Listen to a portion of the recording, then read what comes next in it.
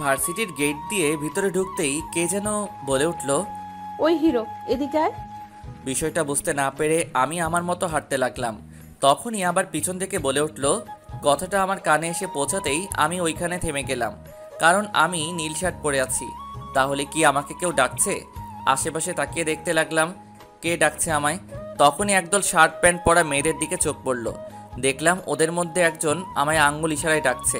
আমাকে তো এই ভার্সিটিতে তেমন কেউ চিনে না, তাহলে এরা আমায় কেন ডাকছে? যাই গিয়ে শুনে আসি। তারপর চলে আসলাম ওদের সামনে। জি, কিছু বলবেন?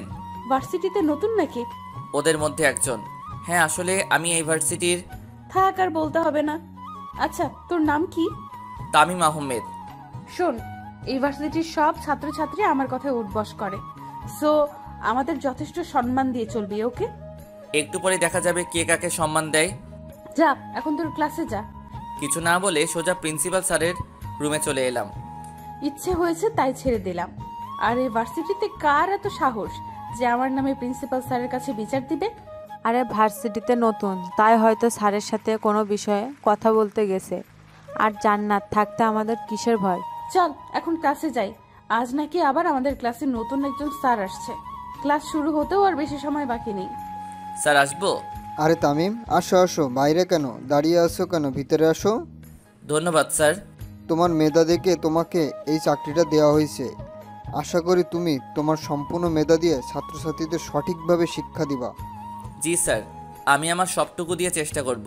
চলো তাহলে তোমাকে তোমার ক্লাসরুমটা দেখিয়ে দিয়ে আসি। তারপর প্রিন্সিপাল স্যার আমায় নিয়ে একটা ক্লাসরুমে ঢুকলেন।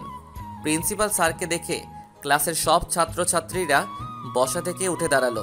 প্রিয় শিক্ষার্থীগণ, তোমাদের গতকাল বলা হয়েছিল আজ তোমাদের নতুন একজন স্যার আসবেন। উনিই হলেন তোমাদের নতুন ইংলিশ স্যার। আজ থেকে উনি তোমাদের ইংলিশ ক্লাস করাবেন। সবাই ওনার সাথে পরিচিত হয়ে নাও। আমি তাহলে গেলাম। কথাগুলো বলেই হেড স্যার ক্লাস থেকে চলে গেলেন। এদিকে জান্নাত আর ওর বান্ধবীরা নতুন স্যারকে ক্লাসে দেখে তো অবাক। এই ছেলেটাকে তো আজ আমরা সকালে কত কিছু বলেছিলাম, আর এখন এই ছেলেটাই কিনা আমাদের স্যার। জান্নাতের তো পুরো মাথা ঘুরছে, কি হচ্ছে এইসব কিছুই বুঝতে পারছে না সে। ক্লাসের সবার দিকে একবার তাকিয়ে সবাইকে জিজ্ঞেস করলাম, কেমন আছো তোমরা? ভালো স্যার, আপনি? আলহামদুলিল্লাহ, আমিও ভালো আছি। তা আজ ভার্সিটিতে আমার প্রথম দিন আর আমার প্রথম ক্লাস, তাই আজকে কোনো ক্লাস করাবো না।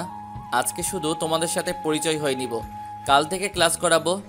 তারপর একে একে সবার নাম জিজ্ঞেস করতে শুরু করলাম। নাম জিজ্ঞেস করতে করতে একদম শেষ পর্যায়ে এসে চোখ পড়লো একটা মেয়ের দিকে। আরে, এ তো সেই মেয়ে যে একটু আগেই আমার সাথে কথা বলেছিল আর আমায় সম্মান দিয়ে চলতে বলেছিল। এখন দেখি কে কাকে সম্মান দেয়। এই মেয়ে, তুমি দাঁড়াও। আমি? হ্যাঁ তুমি। নাম কি তোমার? জান্নাত। শুধুই জান্নাত? আগে পিছে কিছু নেই? জি আছে। তাহলে পুরো নাম বলো। জান্নাত চৌধুরী। এই মেয়ে, তোমাকে আমি কখন দাঁড়াতে বললাম আর তুমি এখনো বসে আছো? Sorry sir. এইবারের মতো কিছু বললাম না, নেক্সট টাইম যেন আর এমন না হয়। এরপর সবার সাথে আরও কিছুক্ষণ কথা বলে ক্লাস থেকে বের হয়ে আসলাম। এদিকে তামিম ক্লাস থেকে বের হয়ে আসার পর জান্নাতের বান্ধবীরা ওকে বলতে শুরু করলো, আমাদের হয়তো ওই সময় ওনার সাথে এমন ব্যবহার করা ঠিক হয়নি রে। আরে তখন কে জানতো যে উনি আমাদের স্যার হবে? কিরে জান্নাত, তুই চুপ করে আছিস কেন? ব্যাটার অনেক সাহস গজিয়েছে দেখছি। আমাকে ক্লাসের সবার সামনে ধমক দেওয়া, এর সত্য আমি নিবই, না হলে আমার নামও জান্নাত না। কি করবি তুই? সময় হলেই দেখতে পাবি। ওই দিনের মতো ভার্সিটি ছুটি হলে বাসায় চলে আসলাম। বাসায় এসে কলিং বেল চাপ দিতেই আম্মু এসে দরজা খুলে দিলেন। কেমন কাটলো ভার্সিটিতে শিক্ষকতার প্রথম দিন? ভালোই। আচ্ছা, তুই গিয়ে ফ্রেশ হয়ে আয়, আমি তোর জন্য টেবিলে খাবার বাড়ছি। তারপর রুমে এসে ফ্রেশ হতে চলে গেলাম। আমি তামিম মা বাবার একমাত্র সন্তান। পড়াশোনা শেষ করে এইবার একটা বিশ্ববিদ্যালয়ে ইংলিশ টিচার হিসেবে চাকরিতে জয়েন করেছি। বাকিটা গল্পতেই জানতে পারবেন। ফ্রেশ হয়ে নিচে এসে খাওয়া দাওয়া করে আবার নিজের রুমে চলে এলাম। এইভাবে দিনটা কেটে গেল। রাতের বেলা খাবার টেবিলে বসে খাবার খাচ্ছি, এমন সময় আব্বু বললেন, তা তোমার শিক্ষকতার প্রথম দিন কেমন কাটলো? ভালোই। আচ্ছা, এখন তাহলে খেয়ে নাও। খাওয়া দাওয়া শেষ করে রুমে এসে দিলাম এক ঘুম। পরের দিন সকালবেলা ঘুম থেকে উঠে হালকা নাস্তা করে সোজা ভার্সিটিতে চলে আসলাম। ক্লাসের সময় হয়ে এলে সোজা ক্লাসে চলে আসলাম। আমাকে দেখেই ক্লাসের সব ছাত্রছাত্রীরা দাঁড়িয়ে পড়ল। তাদেরকে বসতে বলে নিজেও বসে পড়লাম। তারপর তাদের একটা পড়া বুঝিয়ে দিয়ে আরেকটা লিখে দেখাতে বললাম। হেঁটে হেঁটে সবার দিকে একবার চোখ বুলিয়ে দেখছি কে কি করছে। হঠাৎ চোখ পড়ল জান্নাত নামের মেয়েটার দিকে। দেখি ও চুপচাপ বসে আছে আর কি যেন ভাবছে। ধীর পায়ে হেঁটে ওর সামনে গিয়ে দাঁড়ালাম। এই, তুমি এইভাবে বসে আছো কেন? আর যেটা লিখতে বললাম সেটা কোথায় দেখাও। চুপ করে বসে রইল, কিছু বলল না। কি হলো, দেখাও। পারি না। পারো না মানে? ক্লাসের সবাই পারলো, তাহলে তুমি পারবে না কেন? পড়াশোনা তো ঠিক মতো করো না, তাহলে পারবে কিভাবে? কান ধরে দাঁড়িয়ে থাকো। সাথে সাথে ক্লাসের সবাই আমার দিকে তাকালো, সাথে জান্নাতও। মনে হচ্ছে আমি কাউকে গালি দিয়েছি। কি হলো, কথা কানে যায় না? ধমক শুনে এবার আস্তে আস্তে বসা থেকে উঠে কান ধরে মাথা নিচু করে দাঁড়িয়ে রইল। তারপর আরো কিছুক্ষণ পড়ানোর পর বেল দিয়ে দিলে ক্লাস থেকে বের হয়ে আসলাম। কিরে জান্নাত, এটা কি হলো? স্যার তো দেখছি অনেক ডেঞ্জার আছে।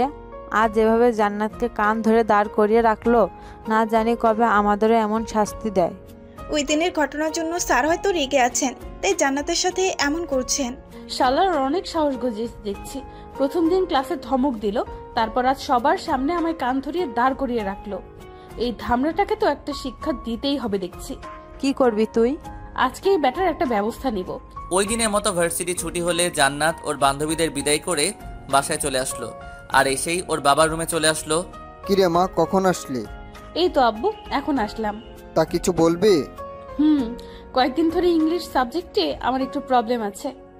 আমি তো আগেই বললাম একটা স্যার রেখে দেই তোর জন্য, কিন্তু তুই তো না করে দিলি, বললি এখন লাগবে না। তখন তো আর জানি না যে এমন হবে। তা এখন কি চাস বল? ভার্সিটিতে একজন নতুন ইংলিশ স্যার এসেছেন, খুব ভালো পড়ান। ওনাকে বলো আমায় বাসায় এসে পড়াতে। স্যারের নাম কি? তামিম আহমেদ। আচ্ছা, আমি ওই স্যারের সাথে কথা বলে দেখছি। দেখছি না, এই স্যারের কাছেই আমি পড়বো, না হলে কিন্তু পড়বো না। আচ্ছা, ওই স্যারই তোকে পড়াবে। এখন রুমে গিয়ে ফ্রেশ হয়ে নে যা। তারপর জান্নাত ওর রুমে এসে ফ্রেশ হতে চলে গেল। এবার বেটা বুঝবে মজা। এদিকে জান্নাতের বাবা আমজাদ চৌধুরী ভার্সিটির প্রিন্সিপালের কাছে ফোন করে নতুন স্যারের নাম্বার নিয়ে ওই স্যারকে ফোন দিলেন। জান্নাতের বাবা এই শহরের টপ ধনীদের মধ্যে একজন। ভার্সিটির প্রিন্সিপালের সাথেও ওনার কিছুটা সম্পর্ক আছে, তাই মেয়ের বলা নতুন স্যারের নাম্বার নিতে দেরি হলো না। বাসায় এসে খাওয়া দাওয়া শেষ করে রুমে বসে বসে রেস্ট নিচ্ছি, এমন সময় মোবাইলটা বেজে উঠল। হাতে নিয়ে দেখি একটা আননোন নাম্বার থেকে কল এসেছে। কিছুক্ষণ রিং হওয়ার পর রিসিভ করলাম। আসসালামু আলাইকুম, কে বলছেন? ওয়ালাইকুম আসসালাম। তোমার নাম কি তামিম? জি, আমার নাম তামিম, কিন্তু আপনি কে? আমাকে নিশ্চয়ই চিনবে, আমি আমজাদ চৌধুরী, জান্নাতের বাবা। আমজাদ চৌধুরীর নাম অনেকবার শুনেছি, এই শহরের নামকরা ধনীদের মধ্যে একজন, কিন্তু জান্নাত যে ওনার মেয়ে এটা জানতাম না। জান্নাত কি তাহলে আমার নামে ওর বাবার কাছে নালিশ করেছে, যার কারণে উনি আমায় ফোন দিলেন? করলে করুক, আমি তো ওর সাথে কোনো খারাপ ব্যবহার করিনি। জান্নাতের কাছ থেকে শুনলাম তুমি নাকি ওদের ভার্সিটিতে নতুন জয়েন হয়েছো আর ওদের ইংলিশ ক্লাস নাও। জি, আপনি ঠিকই শুনেছেন, কিন্তু আপনি আমায় ফোন করলেন কিসের জন্য জানতে পারি? জান্নাতের নাকি ইংলিশ সাবজেক্ট কিছু প্রবলেম আছে, তাই ও তোমার কাছে পড়তে চাই। না করতে পারবা না, কিন্তু মেয়েটাকে আমি কথা দিয়ে ফেলেছি যে তুমি ওকে বাসায় এসে পড়াবা। আঙ্কেল, আমি সবেমাত্র ভার্সিটিতে জয়েন হলাম, কিছুদিন পর থেকে পড়ালে হয় না?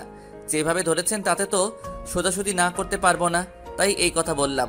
দেখো, ও ছোটবেলা থেকে মাকে হারিয়েছে, তাই ছোট থেকে ওর কোনো কথা আমি অমান্য করিনি। তুমি প্লিজ না করো না বাবা। ওকে আঙ্কেল, আমি জান্নাতকে পড়াবো, কিন্তু আপনার বাসার ঠিকানাটা? এখানে এসে একটা বড় বাড়ি দেখতে পাবা, ওইটাই আমার বাসা। তা পড়তে কখন আসবা? সন্ধ্যা 7টার দিকে আসবো আঙ্কেল। ওকে, তাহলে রাখি, তুমি ঠিক সময়ে চলে এসো। বলেই কল কেটে দিলেন। কল কেটে দিয়ে মেয়ের রুমে গিয়ে খবরটা দিয়ে আসলেন আমজাদ সাহেব। খবরটা পেয়ে তো জান্নাত বেজায় খুশি। চাকরিতে জয়েন হলাম 2 দিনও হলো না, আর এই মেয়ে এখনই আমার কাছে পড়তে যাচ্ছে। ডাল মেয়ে জরুর কুছ কালা হ্যায়। ওই দিনের মতো রাতের খাবার খেয়ে ঘুমিয়ে পড়লাম। পরের দিন সকালবেলা উঠে ভার্সিটিতে গেলাম, কিন্তু জান্নাত নামের মেয়েটাকে ক্লাসে দেখতে পেলাম না। হয়তো আজ ভার্সিটিতে আসেনি। ভার্সিটি শেষে বাসায় এসে খাওয়া দাওয়া করে কিছুক্ষণ রেস্ট নিলাম। তারপর আম্মুকে বলে জান্নাতকে পড়ানোর জন্য বাসা থেকে বের হয়ে আসলাম। জান্নাতের বাড়ির সামনে এসে ভিতরে ঢুকতে যাব, এমন সময় গেটের কাছে থাকা দারোয়ানটা আমার পথ আটকে জিজ্ঞেস করলো, কে আপনি আর এখানে কি চাই? জি, আমায় আমজাদ চৌধুরী আসতে বলেছেন। ওনার মেয়েকে পড়ানোর জন্য। আপনি এইখানে একটু দাঁড়ান, আমি এক্ষুনি আসছি। বলেই লোকটা ভিতরে চলে গেল। কিছুক্ষণ পর আবার সামনে এসে বলল, স্যার আপনাকে ভিতরে যেতে বলেছে। তারপর ভিতরে ঢুকে দেখি অনেক সুন্দর একটা বিশাল বাড়ি, চারদিকে বাগান আর অনেক মানুষ দাঁড়িয়ে আছে। মনে হচ্ছে এরা আমজাদ সাহেবের লোক। তারপর বাসার ভিতরে গিয়ে দেখি আমজাদ সাহেব সোফার মধ্যে বসে আছেন। আমাকে দেখেই বললেন, তাহলে তুমি জান্নাতের ইংলিশ টিচার? জি। মেয়েটা আমার একটু জেদি টাইপের, আর কারো কথা শোনে না। তুমি একটু ম্যানেজ করে নিও বাবা। আচ্ছা আঙ্কেল। চলো তোমাকে ও রুমটা দেখিয়ে দিয়ে আসি। তারপর উনি আমায় উপরের একটা রুমে নিয়ে এসে ঢুকলেন। দেখলাম ঘরটা অনেক সুন্দর করে সাজানো, আর বিছানার উপর একটা মেয়ে বসা। আরে এটাই তো জান্নাত। জান্নাত আমাকে দেখতে পেয়েই বিছানা থেকে উঠে বসলো। পরনে শর্ট প্যান্ট আর গায়ে একটা শার্ট। একবার দেখে চোখ নামিয়ে নিলাম। মামুনি, তোমার স্যার এসেছে, রেডি হয়ে পড়তে বসো, আমি গেলাম। বলেই আমজাদ সাহেব রুম থেকে চলে গেলেন। স্যার দাঁড়িয়ে আছেন কেন, বসেন। ওর কথা শুনে আশেপাশে তাকিয়ে দেখলাম একটা টেবিলে অনেকগুলো বই রাখা। ওইটাই গিয়ে একটা চেয়ার টেনে বসে পড়লাম। জান্নাত কিছুক্ষণ কি যেন করলো, সেদিকে আমি ধ্যান দিলাম না। কিছুক্ষণ পর জান্নাত এসে আমার সামনে চেয়ারটায় বসে পড়লো। কোনটা বুঝো না বলো, আমি বুঝিয়ে দিচ্ছি। এই চ্যাপ্টারের কিছুই বুঝি না। ওকে দেখো, আমি বুঝিয়ে দিচ্ছি। কিছুক্ষণ বোঝানোর পর ওর দিকে তাকিয়ে দেখি ও একদিনে আমার দিকে তাকিয়ে আছে। এইভাবে তাকিয়ে আছো কেন? আর এতক্ষণ যা বুঝালাম বুঝতে পেরেছো, নাকি কোথাও কোনো প্রবলেম আছে? হ্যাঁ না, মানে আসলে একটা কথা বলার ছিল। হ্যাঁ বলো, কি বলবা? Sir I love you. What? বেয়াদব মেয়ে কোথাকার! স্যারকে কেউ এসব বলে? আরে স্যার, আপনি যেটা ভাবছেন সেটা নয়, বলছি আই লাভ ইউ এর মানেটা কি? কোন ক্লাসে পড়ো এবার? ছাত্রী পড়াতে আসলেন, অথচ ছাত্রী কোন ক্লাসে পড়ে এটাও জানেন না? এই মেয়ে চুপ, একদম হাসবে না। যা বলছি তার উত্তর দাও। অনার্স প্রথম বর্ষে। অনার্সে পড়াশোনা করো, অথচ এই কথার মানে জানো না? জানি না বলেই তো জিজ্ঞেস করলাম, ফাজলামি করবো কেন? এসব বাদ দাও, আর বলো কোথাও কোনো প্রবলেম আছে কিনা। ওইটার মানে বলবেন না? কোনটা? ওই যে একটু আগে বললাম। এখন কিন্তু বেশি হয়ে যাচ্ছে। কি? পড়াতে মন দাও, না হলে তোমার আব্বুর কাছে গিয়ে বিচার দিব কিন্তু। বিচার দিলে এমন হল করবো যে জীবনও ভুলতে পারবেন না। কিছু বললে? না, কই কি বললাম? আচ্ছা, এখন পড়াতে মন দাও। তারপর জান্নাতকে আবার ওই চ্যাপ্টারটা বোঝাতে লাগলাম। হঠাৎ মনে হলো আমার পায়ে কে যেন বারবার সুরসুরি দিচ্ছে। জান্নাতের দিকে তাকিয়ে দেখি ও একদিনে বইয়ের দিকে তাকিয়ে আছে। বিষয়টা আর পাত্তা দিলাম না। কিছুক্ষণ পর আবার পায়ে সুরসুরির অনুভব করলাম। সাথে সাথে টেবিলের নিচে তাকালাম, কিন্তু কিছুই দেখতে পেলাম না। কি হলো স্যার, নিচে কি খুঁজছেন? না মানে মনে হলো পায়ে কি যেন একটা লাগছিল। কই, নিচে তো কিছুই নেই। জানি না কি থেকে কি হবে। আচ্ছা তুমি পড়ো। তারপর জান্নাতকে আরো কিছুক্ষণ পড়ানোর পর ওকে ছুটি দিয়ে বাসায় চলে আসলাম। বাসায় এসে রাতের খাবারটা খেয়ে রুমে এসে ঘুমিয়ে পড়লাম। সকালবেলা ঘুম থেকে উঠে ফ্রেশ হয়ে নাস্তা করে ভার্সিটি যাওয়ার জন্য রেডি হয়ে নিলাম। তারপর বাসা থেকে বের হয়ে একটা রিক্সা নিয়ে সোজা ভার্সিটিতে চলে এলাম। ক্লাসে এসে সবাইকে একটা পড়া বুঝিয়ে দিয়ে আরেকটা লিখে দেখাতে বললাম। সবাই লিখছে আর আমি একে একে সবার খাতার চোখ বুলিয়ে যাচ্ছি। হঠাৎ জান্নাতের খাতার উপর চোখ পড়তেই দেখি ওর খাতায় বড় করে একটা লাভ এঁকে সেটাকে কালার করছে। মেজাজটাই খারাপ হয়ে গেল ওর কাণ্ড দেখে। সাথে সাথে ওকে ধমক দিয়ে দাঁড়াতে বললাম। ও ধমক শুনে দাঁড়িয়ে গেল। এটা কি এঁকেছো? স্যার, আপনি চোখে কম দেখেন নাকি? চুপ বেয়াদব মেয়ে কোথাকার! স্যারের মুখের উপর কথা বলো, এত সাহস! আমি কি তোমায় এইসব আঁকতে বলেছি? না। তাহলে এইসব কেন এঁকেছো? বের হও ক্লাস থেকে। ক্লাস থেকে বের হও, না হলে কান ধরে দাঁড় করিয়ে রাখবো। আমার দিকে একবার কান্না ভেজা চোখে তাকিয়ে দৌড়ে ক্লাস থেকে বের হয়ে গেল। কিছুক্ষণ পর ক্লাস ছুটির বেল বেজে উঠলে সবাইকে কালকের জন্য একটা পড়া দিয়ে ক্লাস থেকে বের হয়ে আসলাম। এইভাবে সারাদিন একের পর এক ক্লাস করাতে করাতে ভার্সিটি ছুটি হয়ে গেল। বাসায় এসে ফ্রেশ হয়ে খাওয়া দাওয়া করে দিলাম এক ঘুম। এদিকে জান্নাত ভার্সিটি শেষে বাসায় এসে নিজের রুমে ঢুকেই দরজা লাগিয়ে দিয়ে তামিমের আচরণের জন্য কান্না করতে লাগলো। আজ পর্যন্ত যেখানে তার বাবাও তাকে ধমক দিয়ে কথা বলেননি, সেখানে ওই স্যারটা কিনা আমায় ক্লাসের সবার সামনে ক্লাস থেকে বের করে দিল। আসুক বেটা আজকে, আজ ওর একটা ব্যবস্থা করেই ছাড়বো। এই জান্নাত যে কি জিনিস বেটাকে বুঝিয়ে দিব আজ, এটা ভাবতে থাকে। বিকেলবেলা ঘুম ভাঙলে উঠে অজু করে মসজিদে গিয়ে নামাজ পড়ে কিছুক্ষণ বাহিরে হাঁটাহাঁটি করে আবার বাসায় চলে আসলাম। ঘড়িতে তাকিয়ে দেখি 7টা বাজতে আর বেশি সময় বাকি নেই। তাই রেডি হয়ে জান্নাতকে পড়ানোর জন্য বাসা থেকে বের হয়ে এলাম। কিছুক্ষণ হাঁটার পর জান্নাতের বাড়ির সামনে চলে এলাম। গেট খুলে দারোয়ান আমায় ভিতরে ঢুকিয়ে আবার গেট লাগিয়ে দিল। বাসার ভিতরে যাওয়ার জন্য পা বাড়াতে যাব এমন সময় সামনে তাকিয়ে দেখি একটা ছেলে একটা লোককে মাটিতে ফেলে উড়াধুরা মাইর মারছে, আর তাদেরকে ঘেরাও করে আছে কালো কোট পরা কয়েকটা বডিগার্ডের মতো লোক। ভুল বাড়িতে চলে আসলাম নাকি? না, গতকালকের বাড়িতেই তো এসেছি, কিন্তু ওই ছেলেটা ওই লোকটাকে মারছে কেন? হঠাৎ ওই ছেলেটা আমার দিকে ঘুরে তাকালো। ছেলেটাকে দেখেই ভয়ে আমার হাত পা কাঁপতে শুরু করলো। এইখানে কি করছে? আরে এ তো রাসেল, এই শহরের নামকরা একজন গুন্ডা। হঠাৎ দেখলাম রাসেল ছেলেটার হাতে থাকা হকি স্টিক নিয়ে আমার দিকে এগিয়ে আসছে। আল্লাহ, এ আমার দিকে আসছে কেন? মারবে না তো? এই কে তুই, আর এইখানে কি চাই? না মানে আসলে আমি... যা বলার সোজাসুজি বল, এত তোতলাচ্ছিস কেন? ভাইয়া, উনি আমার স্যার, আমায় পড়াতে এসেছেন। কিছু বলার আগে কে যেন কথাটা বলে উঠল। চারপাশে তাকিয়ে কাউকে দেখতে না পেয়ে উপরের দিকে তাকাতেই দেখলাম জান্নাত ও রুমের বারান্দায় দাঁড়িয়ে আছে। হয়তো জান্নাতই কথাটা বলেছে, কিন্তু জান্নাত উনাকে ভাইয়া বলল কেন? তার মানে কি রাসেল জান্নাতের ভাই? ও সরি, আসলে আমি চিনতে পারিনি, প্লিজ কিছু মনে করবেন না।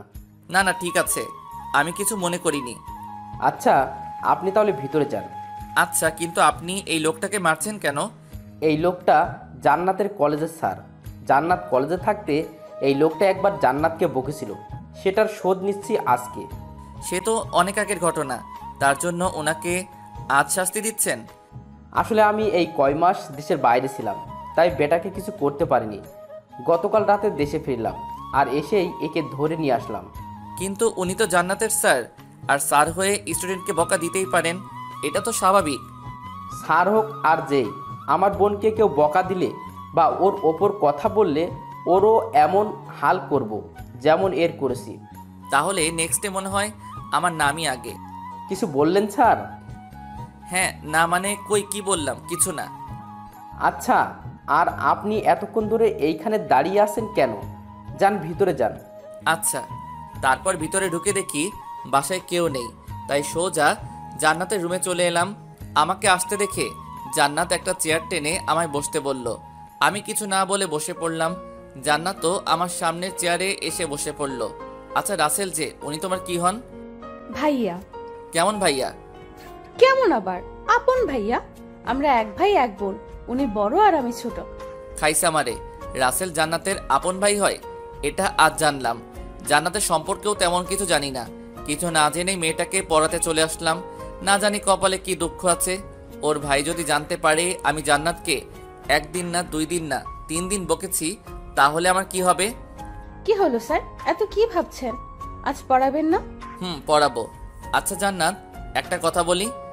কি কথা বলেন? ভার্সিটিতে এত স্যার থাকতে তুমি আমার কাছে কেন পড়তে চাইলা? তোমাকে যে শিক্ষা দেব তাই। কি হলো, চুপ করে আছো কেন, বলো। আসলে স্যার, প্রথম দিন আপনার ক্লাস করেই বুঝতে পেরেছিলাম যে আপনি স্যার হিসেবে ইংলিশে খুব ভালো। তার জন্যই আব্বুকে বলে আপনাকে আমার হোম টিচার বানিয়ে নিলাম। ও আচ্ছা, এখন পড়ো। কি পড়বো? গতকাল যে চ্যাপ্টারটা বুঝিয়েছিলাম, বুঝেছো? একটু একটু। আচ্ছা, আজকে আবার ওটা বুঝাচ্ছি, খেয়াল করো। কিছুক্ষণ পর বুঝেছো তাহলে? আর একবার বোঝালে ভালো হয়। ওকে, খেয়াল করো আবার। কিছুক্ষণ বোঝানোর পর, আর কোথাও কোনো প্রবলেম আছে? স্যার, এই চ্যাপ্টারের কিছুই বুঝি না। বুঝবে কিভাবে? হ্যাঁ, পড়াশোনায় তো মন নেই, সারাক্ষণ শুধু ফাইজলামি। স্যার, আমায় ধমক দিয়ে কথা বলবেন না বলে দিলাম। এই, তুমি আমায় হুমকি দিচ্ছ? হ্যাঁ, ছাত্রী হয়ে স্যারের সাথে এইভাবে কথা বলতে লজ্জা করে না? বেয়াদব মেয়ে কোথাকার। ওই শালা চুপ, আর একটাও কথা বলবি না। অনেক শুনেছি তোর বক বক, আর নয়। নিজেকে কি ভেবেছিস? হ্যাঁ, যখন তখন আমায় ধমক দিয়ে কথা বলবি আর আমি কিছুই বলবো না? আমার শার্টের কলার চেপে ধরে, এই, এটা কেমন অসভ্যতা? ভুলে যেও না আমি তোমার স্যার, সম্মান দিয়ে কথা বলো, না হলে কি করবি তুই? হ্যাঁ, আমি কিন্তু তোমার আব্বুর কাছে তোমার নামে বিচার দিব। ভাইয়া যে একটা লোককে মারতেছে দেখেছেন? উনি তো... হ্যাঁ, উনি আমার কলেজের স্যার। আর এটাও নিশ্চয়ই জেনে গেছেন যে ভাইয়া ওই স্যারকে কেন মারতেছে। এখন আপনিও আমার স্যার, যদি ভাইয়ার কাছে আপনার নামে বিচার দেই তো কি হবে ভাবতে পারছেন? মানে তুমি কেন আমার নামে বিচার দিবে? আমি কি করেছি? এই যে আপনার ভার্সিটির প্রথম ক্লাস থেকে শুরু করে এই পর্যন্ত আমায় কতবার ধমক দিয়েছেন আর বকা দিয়েছেন হিসাব আছে? স্যার হিসেবে তো তোমায় বকা দিতেই পারি, তাই না? এইখানে তোমার ভাইয়ার কাছে বিচার দেওয়ার কি আছে? ওকে, বিচার দিব না, তবে এর জন্য আপনাকে আমার একটা শর্ত মানতে হবে। কি শর্ত? এখন থেকে আপনাকে আমার সব কথা মেনে চলতে হবে। রাজি? এটা আবার কেমন কথা? তাছাড়া স্যার হিসেবে আমি তোমায় একটু বকা দিতেই পারি, এর জন্য। আমি এত কথা শুনতে চাচ্ছি না, আমার শর্তে রাজি কি না সেটা বলেন। আরে ওকে, রাজি হওয়া লাগবে না, আমি ভাইয়ার কাছে গিয়ে আপনার নামে একটু প্রশংসা করে আসি। এই না না, আমি রাজি তো। আমার সব কথা মেনে চলতে হবে কিন্তু। ওকে। তাহলে আজ থেকে আমায় আর বকা দিতে পারবেন না, বলে দিলাম। আচ্ছা, এখন বই বের করো। তারপর জান্নাত বই নিয়ে এসে আমার সামনের চেয়ারে বসে পড়ল। আজ কোন চ্যাপ্টার পড়াবো বলো? এই চ্যাপ্টার। ওকে, খেয়াল করো। তারপর জান্নাতকে ওই চ্যাপ্টারটা ভালো করে বোঝাতে লাগলাম। একসময় ওর দিকে চোখ পড়তে দেখি ও এক ধ্যানে আমার দিকে তাকিয়ে আছে। প্রথমবার ডাকলাম, বাট কোনো রেসপন্স নেই। দ্বিতীয়বার টেবিলে থাকা স্কেলটা দিয়ে ওর হাতে একটা বসিয়ে দিলাম। সাথে সাথে সে হকচকিয়ে উঠল। কি হলো স্যার, আপনি আমায় মারলেন কেন? মারবো না তো কি করব? এতক্ষণ ধরে পড়াচ্ছি, অথচ তুমি বইয়ের দিকে না তাকিয়ে আমার দিকে হাবলির মতো তাকিয়ে আছো। এমন করলে পড়া মাথায় ঢুকবে কিভাবে? কি কি বললেন? আমি হাবলি? দাঁড়ান, আমি এক্ষুনি গিয়ে ভাইয়ের কাছে আপনার নামে বিচার দিব। আরে আরে, এইখানে ভাইয়াকে টানছো কেন? স্যার হয়ে তো তোমাকে মারার অধিকার আমার আছেই। একটু আগে আপনি আমায় কি বললেন মনে নেই? কি বললাম? এই যে এখন থেকে আপনি আমার সব কথা শুনবেন, আর এটাও বলেছেন যে আমায় আর কখনো বকা দিবেন না, আর সেখানে আপনি আমায় মেরে বসলেন। দেখো, আমি আর কোনো কথা শুনবো না, আমি গেলাম ভাইয়ার কাছে বিচার দিতে। এই না, প্লিজ এমন করো না। আমার ভুল হয়ে গেছে, প্লিজ এইবারের মতো মাফ করে দাও। আর কখনো তোমায় মারবো না, সত্যি। শেষে কিনা স্যার হয়ে ছাত্রীর কাছে মাপ চাইতে হচ্ছে। হায় রে কপাল। মনে থাকবে তো? হ্যাঁ হ্যাঁ, মনে থাকবে। আচ্ছা, এবার পড়ান। তারপর ওকে আবার সে আগের চ্যাপ্টার পড়াতে শুরু করলাম। কিছুক্ষণ পর জান্নাতের দিকে চোখ পড়তেই দেখি সে আবার আমার দিকে এক ধ্যানে তাকিয়ে আছে। বুঝতেছি না এই মেয়ে বারবার আমার দিকে এইভাবে তাকিয়ে থাকে কেন। এখন কিছু বলাও যাবে না, বললে আবার ওর ভাইয়ের কাছে বিচার দিয়ে বসবে। কি পড়ালাম এতক্ষণ, বুঝেছো? এক ধ্যানে আমার দিকে তাকিয়ে আছে। কি হলো, এইভাবে তাকিয়ে আছো কেন? ওর চোখের সামনে হাত নাড়িয়ে, হ্যাঁ না, আসলে কিছু বলছেন? বলছি এতক্ষণ যা পড়ালাম তা বুঝেছো নাকি কোথাও বুঝতে সমস্যা আছে? কিছুই তো বুঝিনি। ভীষণ রাগ হলো, তবু নিজেকে কন্ট্রোল রেখে ঠান্ডা গলায় বললাম, এতক্ষণ ধরে বোঝালাম অথচ কিছুই বুঝোনি। ধ্যান কোথায় থাকে তোমার? আপনার দিকে। কি? মানে আসলে বলতে চেয়েছি আপনার মুখের দিকেই তাকিয়েছিলাম আর বোঝার চেষ্টা করছিলাম। আমার মুখের দিকে তাকিয়ে থাকলে হবে না, বইয়ের দিকে খেয়াল করতে হবে। দেখো আবার। কিছুক্ষণ পর, এবার বুঝতে পেরেছো? কিছুটা। ওকে, তাহলে বাকিগুলো রাতে পড়তে বসে কয়েকবার দেখবা। যদি না বোঝো তাহলে কাল বুঝিয়ে দিব। আজ তাহলে আমি আসি। তারপর জান্নাতের বাসা থেকে বের হয়ে সোজা বাসায় চলে আসলাম। বাসায় এসে খাওয়া দাওয়া করে রুমে এসে কিছুক্ষণ ফেসবুকিং করে ঘুমিয়ে পড়লাম। পরের দিন সকালবেলা ঘুম থেকে উঠে ফ্রেশ হয়ে হালকা নাস্তা করে ভার্সিটিতে চলে এলাম।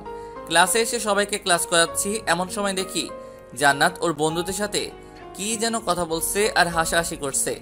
দিলাম এক ধমক মেয়েটাকে, সাথে ওর বন্ধুদেরকেও। ধমককে সবাই চুপ হয়ে গেল, আর জান্নাত আমার দিকে একটু রাগী দৃষ্টিতে তাকালো। ওর তাকানো দেখে একটু ভয় পেলাম, তবু মনে মনে বললাম, এটা তো আর ওর বাসা না যে ধমক দেওয়া যাবে না, এটা তো ভার্সিটি। কিছুক্ষণ পর বেল বেজে উঠল। ক্লাস থেকে বের হয়ে আরেক ক্লাসে চলে গেলাম ক্লাস করানোর জন্য। এইভাবে এক এক করে ক্লাস করাতে করাতে ভার্সিটি ছুটি হয়ে গেল। তারপর বাসায় চলে আসলাম, আর এসে ফ্রেশ হয়ে খাওয়া দাওয়া করে নিলাম। খাওয়া দাওয়া করে রুমে এসে কিছুক্ষণ ঘুমিয়ে পড়লাম। সন্ধ্যাবেলা চলে এলাম জান্নাতের বাসায় ওকে পড়াতে। এসে ও রুমে ঢুকে দেখি ও বিছানায় বসে বসে ফোন টিপছে। আমি আসাতে ও ফোনটা রেখে দিয়ে টেবিলে এসে পড়তে বসলো। গতকাল যে চ্যাপ্টারটা দেখতে বলেছিলাম দেখেছিলে? বুঝতে পেরেছো নাকি বুঝো নাই? বুঝি নাই। আচ্ছা, তুমি ইন্টারে কি পেয়েছিলে? A+। A+ পেয়েছো, অথচ এখনো ইংলিশ কিছুই বুঝো না? বুঝলে তো ভালোই হতো, আপনাকে আর কষ্ট করে এখানে আসতে হতো না। আচ্ছা বাদ দাও, আজকে অন্য চ্যাপ্টার পড়াবো। বই বের করো। কিছু না বলে বই এগিয়ে দিল। সম্পূর্ণ ধ্যান বইয়ের দিকে রাখবা, যাতে কোনো কিছু বুঝতে অসুবিধা না হয়। তারপর জান্নাতকে কিছুক্ষণ চ্যাপ্টারটা বুঝিয়ে ওইখান থেকে কয়েকটা প্রশ্ন লিখে দিয়ে ওকে উত্তর লিখে দিতে বললাম। কলম মুখে নিয়ে একটু পরপর কামড়াচ্ছে, কিন্তু উত্তর আর লিখতে পারছে না। পাশে থাকা বইটা দিয়ে ওর মাথায় মেরে বসলাম। এইগুলো তো আজকেই ক্লাসে করালাম, ক্লাসে বসে গল্প করলে পড়া বুঝবে কিভাবে?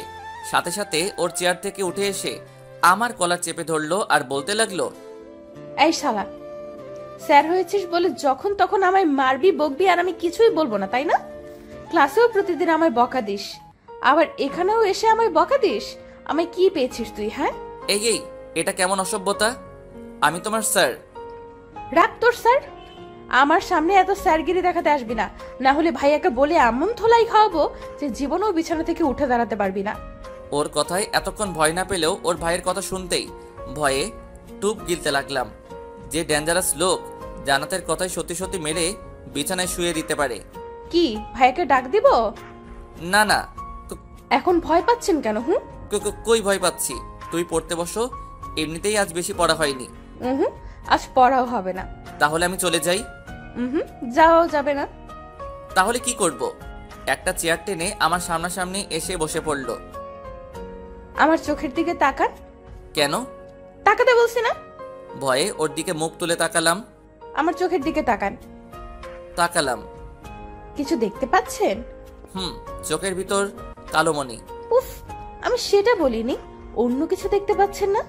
চোখের ভিতরে আর কি থাকবে? ভালোবাসার নজরে তাকিয়ে দেখেন, সব বুঝে যাবেন। ওর কথা শুনে বুঝতে বাকি রইল না যে ও কি বলতে চাচ্ছে, কিন্তু এটা তো সম্ভব নয়, কারণ ও আমার ছাত্রী। কি হলো, চুপ করে আছেন কেন? আমার একটা কাজ আছে, আমি গেলাম বলেই দরজার সামনে আসতে না আসতেই পিছন থেকে জান্নাত ডাক দিয়ে দাঁড়াতে বলল। আমিও দাঁড়িয়ে গেলাম। চেয়ার থেকে উঠে আমার একদম কাছে চলে আসলো আর তার দুই হাত দেয়ালে দুই পাশে রেখে আমায় ওর হাতের মধ্যে বন্দি করে ফেললো। এই কি করছো এইসব? আমাকে ভালো লাগে না আপনার? দেখো, আমি তোমার স্যার, আর সরো। চুপ, আর একটাও কথা শুনতে চাই না। আমি কি চাচ্ছি সেটা আপনি ভালো করেই বুঝতে পেরেছেন, আর আমি যে জিনিসের উপর চোখ রাখি সেটা যে কোনো মূল্যে আদায় করে নিই। আমার কাজ আছে, আমায় যেতে দাও প্লিজ। এত কাজ কিসের? আমাকে ভালো লাগে না বুঝি? দেখো, তুমি কিন্তু বাড়াবাড়ি করছো। কি বাড়াবাড়ি করলাম? এমন করলে আমি কিন্তু আর তোমাকে পড়াতে আসবো না। সাথে সাথে আমার কলারটা চেপে ধরে আমার মুখের কাছে ওর মুখ এনে বলল, মেরে একদম হাত পা ভেঙে দিব ভাইয়াকে বলে। ওকে, ডাক দাও তোমার ভাইয়াকে। ভাইয়া। সাথে ওর মুখ চেপে ধরলাম। ভুল হয়ে গেছে আমার, প্লিজ ভাইয়াকে ডাক দিও না। তাহলে একটা কিস দেন। হোয়াট? পাগল নাকি? আমি এসব পারবো না। না পারলে আর কি করার, ভাইয়া এখন উপরেই আছে, মায়ের খাওয়ার জন্য রেডি থাকুন। কিছু বলতে যাব এমন সময় কারো জুতার আওয়াজ শুনে বুঝতে পারলাম কেউ নিশ্চয়ই উপরে আসছে। রাসেল ভাই নয় তো? আল্লাহ বাঁচিয়ে রেখো লোকটার কাছ থেকে। এদিকে জান্নাত আমার অবস্থা দেখে শয়তানি হাসি হাসছে। কিছুক্ষণ পর কেউ একজন দরজার কাছে এসে টুকা দিয়ে বলল, জান্নাত, আমায় ডেকেছিস? কোনো সমস্যা? দরজা খোল, আমি ভিতরে আসবো। কণ্ঠটা শুনে বুঝতে বাকি রইল না যে লোকটাকে। এতক্ষণ ধরে যার ভয় পাচ্ছিলাম সে এসেই পড়েছে। কথায় আছে না, যেখানে বাঘের ভয় সেখানে সন্ধ্যা হয়। বোন, দরজা খোল, চুপ করে আছিস কেন? কি ভাইয়ের কাছে আপনার নামে বিচার দিব? আমি কি করলাম যে তুমি আমার নামে বিচার দিবা? ওই যে আমায় সবসময় ধমকান। বললাম তো আর ধমকাবো না। এটা বললে হবে না, যা চেয়েছি সেটা দিতে হবে, না হলে দরজা খুলে ভাইয়াকে সব বলে দিব। কি দিব বলো? পাপ্পি। দেখো জান্নাত, আমি তোমার স্যার, আমাদের মধ্যে। আমি এত কিছু শুনতে চাচ্ছি না। আপনি দিবেন নাকি আমি ভাইয়াকে সব বলে দিব? আরে কেন আমার সাথে এমন করছো? আমি কি ক্ষতি করেছি তোমার? ভালোবাসি যে তাই। এখন বেশি কথা না বলে যেটা চেয়েছি সেটা দিয়ে দেন, না হলে আমি কি করতে পারি বুঝতেই পারছেন। জান্নাত, বোন আমার, কি হয়েছে তোর? কথা বলছিস না কেন? বুঝেছি, এইভাবে কাজ হবে না। ওকে, আমি ভাইয়াকে আপনার কথা বলে দেই। তারপর জান্নাত যেই দরজা খুলতে যাবে তখনই আমি ওর হাতটা ধরে ফেলি আর ওকে কাছে টেনে ওর গালে একটা কিস করে দেই। আমি এটা চাইনি। এর চেয়ে বেশি আমি আর কিছু পারবো না, প্লিজ একটু বোঝার চেষ্টা করো প্লিজ। কিরে, সেই কখন থেকে ডাকছিস, শুনতে পাস না? না মানে আসলে স্যারের সাথে একটা বিষয় নিয়ে কথা বলতেছিলাম, তাই হয়তো শুনি নাই। তাহলে আমায় ডাকলি কেন? কোথায় ডাকলাম? তুমি হয়তো ভুল শুনেছ। আমি তো এতক্ষণ স্যারের সাথে কথা বলতেছিলাম, তাই না স্যার? হ্যাঁ হ্যাঁ। হতেও পারে, কিন্তু স্যার আপনি দরজার সামনে দাঁড়িয়ে আছেন কেন? আপনার তো পড়ার টেবিলে বসে থাকার কথা। হ্যাঁ আসলে পড়া শেষ, তাই চলে যাচ্ছিলাম। এমন সময় জান্নাত আমায় যেতে না দিয়ে কয়েকটা প্রশ্ন করলো পড়ার বিষয়ে, তাই এতক্ষণ এইখানে দাঁড়িয়েছিলাম।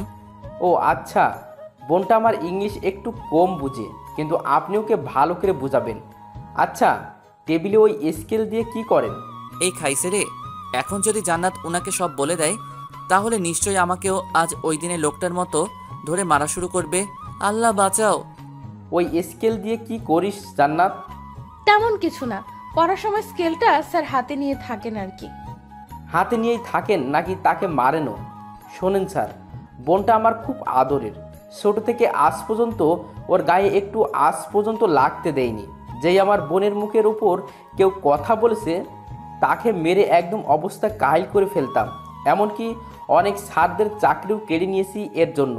এই প্রথম জান্নাত কোনো স্যারের কাজে নিজে থেকে পড়তে চেয়েছে বলেই বাবা ওকে আপনার কাছে পড়াচ্ছেন। তবুও আপনাকে বলে রাখি, ভুলেও আমার বোনের মুখের উপর কোনো কথা বলবেন না। ও যেভাবে বলবে সেভাবেই পড়াবেন। যদি শুনি এর একটু এদিক সেদিক হয় তাহলে আপনার কপালে দুঃখ আছে বলে দিলাম। এটা হুমকি দিচ্ছে নাকি সাবধান করছে? কোনো সমস্যা হলে ভাইয়াকে বলবি, কেমন? আমি তাহলে আসি। বলেই রুম থেকে বেরিয়ে গেলেন। আমিও দরজা খুলে পেয়ে চলে আসতে যাব, এমন সময় জান্নাত আমার হাত ধরে ফেলে। আপনি কোথায় যাচ্ছেন? না মানে পড়ানো তো শেষ, তাই আমি আর থেকে কি করব? আপনাকে আমি যেতে বলেছি? না, তবে পড়ানো যেহেতু শেষ তাই চলে যাচ্ছি। একটু আগে ভাইয়া কি বলে গেল শুনেন নাই? কি বলেছিলেন? এই যে আমার মুখের উপর কোনো কথা বলবেন না, আমি যেভাবে বলবো সেভাবেই পড়াবেন। কিন্তু এখন তো পড়ানো শেষ, তাহলে আর থেকে কি করব? আমার বাসায় অনেক কাজ আছে, প্লিজ আমায় যেতে দাও। কিছুক্ষণ ভেবে ওকে যান, তবে কাল একটু তাড়াতাড়ি পড়াতে আসবেন, দেরি করবেন না কিন্তু।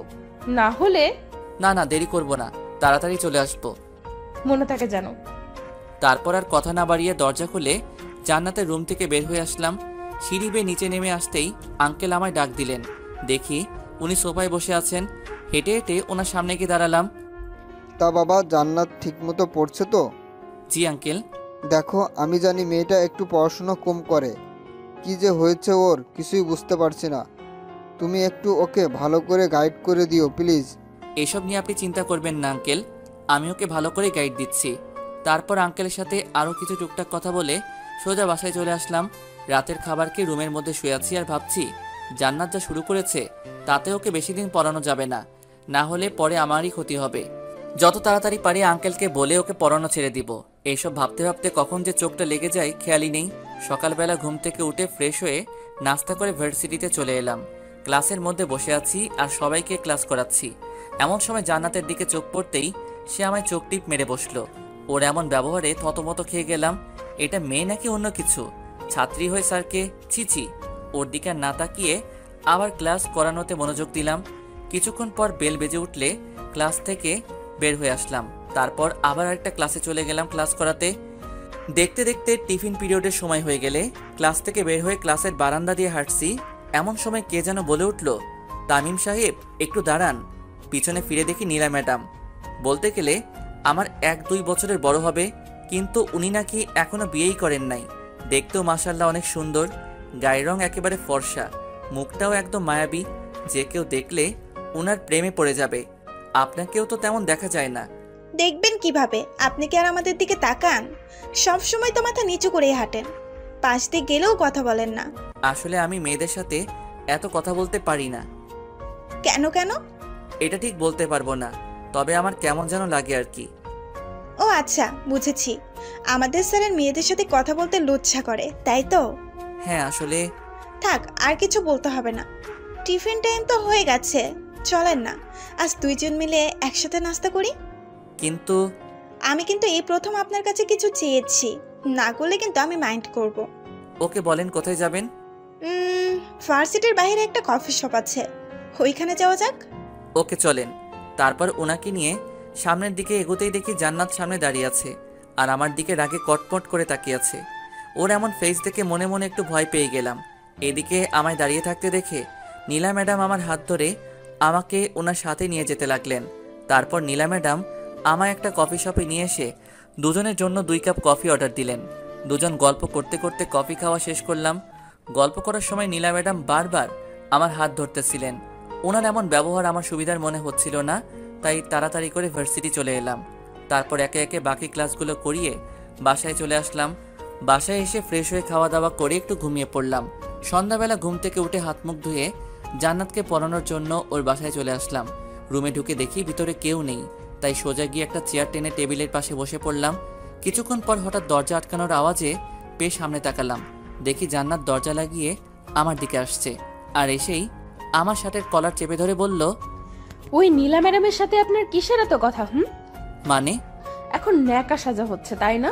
ভার্সিটির বারান্দায় দাঁড়িয়ে দাঁড়িয়ে নীলা ম্যাডামের সাথে কথা বলা, তারপর কফি শপে গিয়ে একসাথে কফি খাওয়া, এসব কি? হ্যাঁ, আরে ভার্সিটিতে স্যার হিসেবে জয়েন হওয়ার পর থেকে নীলা ম্যাডামের সাথে কখনো কথা হয়নি তো, তাই বলে এত কথা বলতে হয়?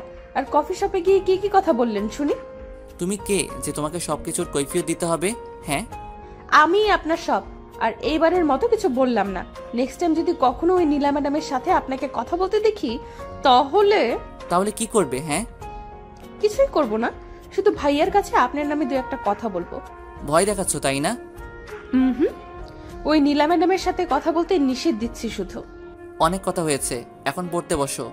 কিছু না বলে একটা চেয়ার টেনে আমার গা ঘেঁষে বসে পড়লো। এইখানে বসেছো কেন? সামনের দিকে গিয়ে বসো। আজ এখানেই বসবো, আর পড়ালে পড়ান, না পড়ালে নাই। আর কোনো উপায় না পেয়ে ওকে পড়াতে রাখলাম। জান্নাতকে পড়াচ্ছি, এমন সময় হুট করে ও আমার গালে একটা কিস করে বসলো। ও এমন কিছু করে বসবে তা আমি স্বপ্নেও ভাবিনি। এই মেয়ে, তোমার লজ্জা শরম বলতে কিছু নেই নাকি? ছাত্রী হয়ে স্যারকে কিস করো? আপনার গলাটা না খুব সুন্দর, তাই একটু আদর করে দিলাম। বেশি বেঁকে গেছো তাই না? দাঁড়াও, আজকে আঙ্কেলের সাথে তোমার বিষয়ে কথা বলবো। স্যার, আপনি আমায় এত তাড়াতাড়ি বিয়ে করবেন? কিন্তু আমার যে এখনো পড়াশোনা কমপ্লিট হয়নি। চুপ বেয়াদব মেয়ে কোথাকার! আমি কি তোমায় বলেছি যে তোমায় বিয়ে করব? তুমি আমার সাথে যা শুরু করেছো সেগুলো আজকে আঙ্কেলকে বলবো। ভুলেও এমন কাজ করবেন না, না হলে আমার কথায় ভাইয়া আপনার কি হাল করবে তা ভাবতেও পারবেন না। আমার সাথে এমন করছো কেন? দেশে কি মানুষের অভাব পড়েছে যে তুমি তোমার স্যারের সাথে জিএফ এর মতো আচরণ করছো?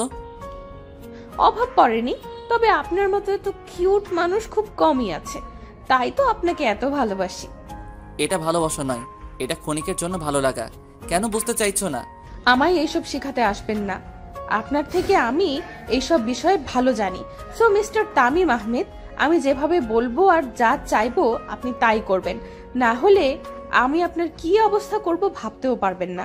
শুধু রাসেল ভাইয়ের জন্য তোকে এত সহ্য করেছি, না হলে কবেই তোকে পড়ানো বাদ দিয়ে দিতাম। আপনাকে আমায় পড়াতেই হবে, সেটা হোক আপনার ইচ্ছায় অথবা অনিচ্ছায়। সো এইসব নিয়ে এত ভাবাভাবি করে কোনো লাভ নেই। এ তো দেখছি মনের কথা বুঝে ফেলে। আল্লাহ, এই মায়ারার থেকে আমারে বাঁচাও প্লিজ। ওই, এত কি ভাবছেন? না কিছু না, তুমি পড়ো তো। কোনটা পড়বো? বুঝিয়ে না দিলে পড়বো কিভাবে? এতদিন ধরে তো বুঝিয়ে আসছি, তারপরও কিছু মাথায় ঢোকে না নাকি? একদম রাগী গলায় কথা বলবেন না, না হলে ভাইয়াকে ডেকে সব বলে দিব। তুমি আমাকে পড়াচ্ছ নাকি আমি তোমায় পড়াচ্ছি? আপনি আমায় পড়াচ্ছেন। তাহলে কি আমি একটু রাগ দেখাতে পারবো না? না, পারবেন না। ওকে, খেয়াল করো, আমি পড়াটা বুঝিয়ে দিচ্ছি। কিসের জন্য যে একে পড়াতে আসি, তারপর ওকে কিছুক্ষণ বুঝিয়ে একটা প্রশ্নের উত্তর লিখতে বললাম। ব্যাস, চুপচাপ বসে রইল আর কলম ঘোরাতে লাগলো। চরম বিরক্তিকর এই মুহূর্তটা। কিছু বললেও দোষ, কিছু করলেও দোষ। ওকে আজ এতটুকুই থাকুক, কাল এসে এসব আবার পড়া নিব। তুমি রাতে এইগুলো শিখে রেখো কেমন? শুধু মাথা নাড়ালো। তারপর উঠে চলে আসতে যাব এমন সময় পিছন থেকে জান্নাত আমায় দাঁড়াতে বলল। সে বসা থেকে উঠে আমার সামনে এসে দাঁড়ালো। আপনার ফোন নাম্বারটা দেন তো। কেন? দিতে বলছি দেন, এত কথা বলেন কেন? আসলে মোবাইলটা বাসায় রেখে এসেছি, আর কয়েকদিন আগে নতুন সিম নিয়েছি, নাম্বারটাও ঠিক মনে নেই। মিথ্যা বললাম, কারণ এই মেয়েকে নাম্বার দেওয়ার কোনো ইচ্ছাই আমার নেই। কিছু না বলে আমার প্যান্টের পকেটে হাত দিয়ে কি যেন খুঁজতে লাগলো। কিছুক্ষণ খোঁজার পর পকেট থেকে ফোনটা বের করে এনে আমার চোখের সামনে ধরে রাগী দৃষ্টিতে তাকিয়ে জিজ্ঞেস করলো, এটা কি? না মানে আসলে। খুব মিথ্যা বলা শিখেছেন তাই না? আর যদি কোনোদিন মিথ্যা কথা বলেন তাহলে মেরে নাক ফাটিয়ে দেব, বলে দিলাম। ওর কথায় ভয়ে চুপ করে রইলাম। ভাইরে ভাই, কি গুন্ডি মেয়েটা! স্যারকে কেউ এসব হুমকি দেয়? এদিকে জান্নাত কিছুক্ষণ ফোন নিয়ে কি যেন করলো, তারপর আবার ফোনটা আমার পকেটে ঢুকিয়ে দিল। রাতে ফোন দিলে ফোন ধরবেন ওকে? আমি কেন তোমায় ফোন ধরবো? ধরতে হবেই, না হলে কপালে দুঃখ আছে। দেখো, তুমি আমার ছাত্রী আর আমি তোমার স্যার।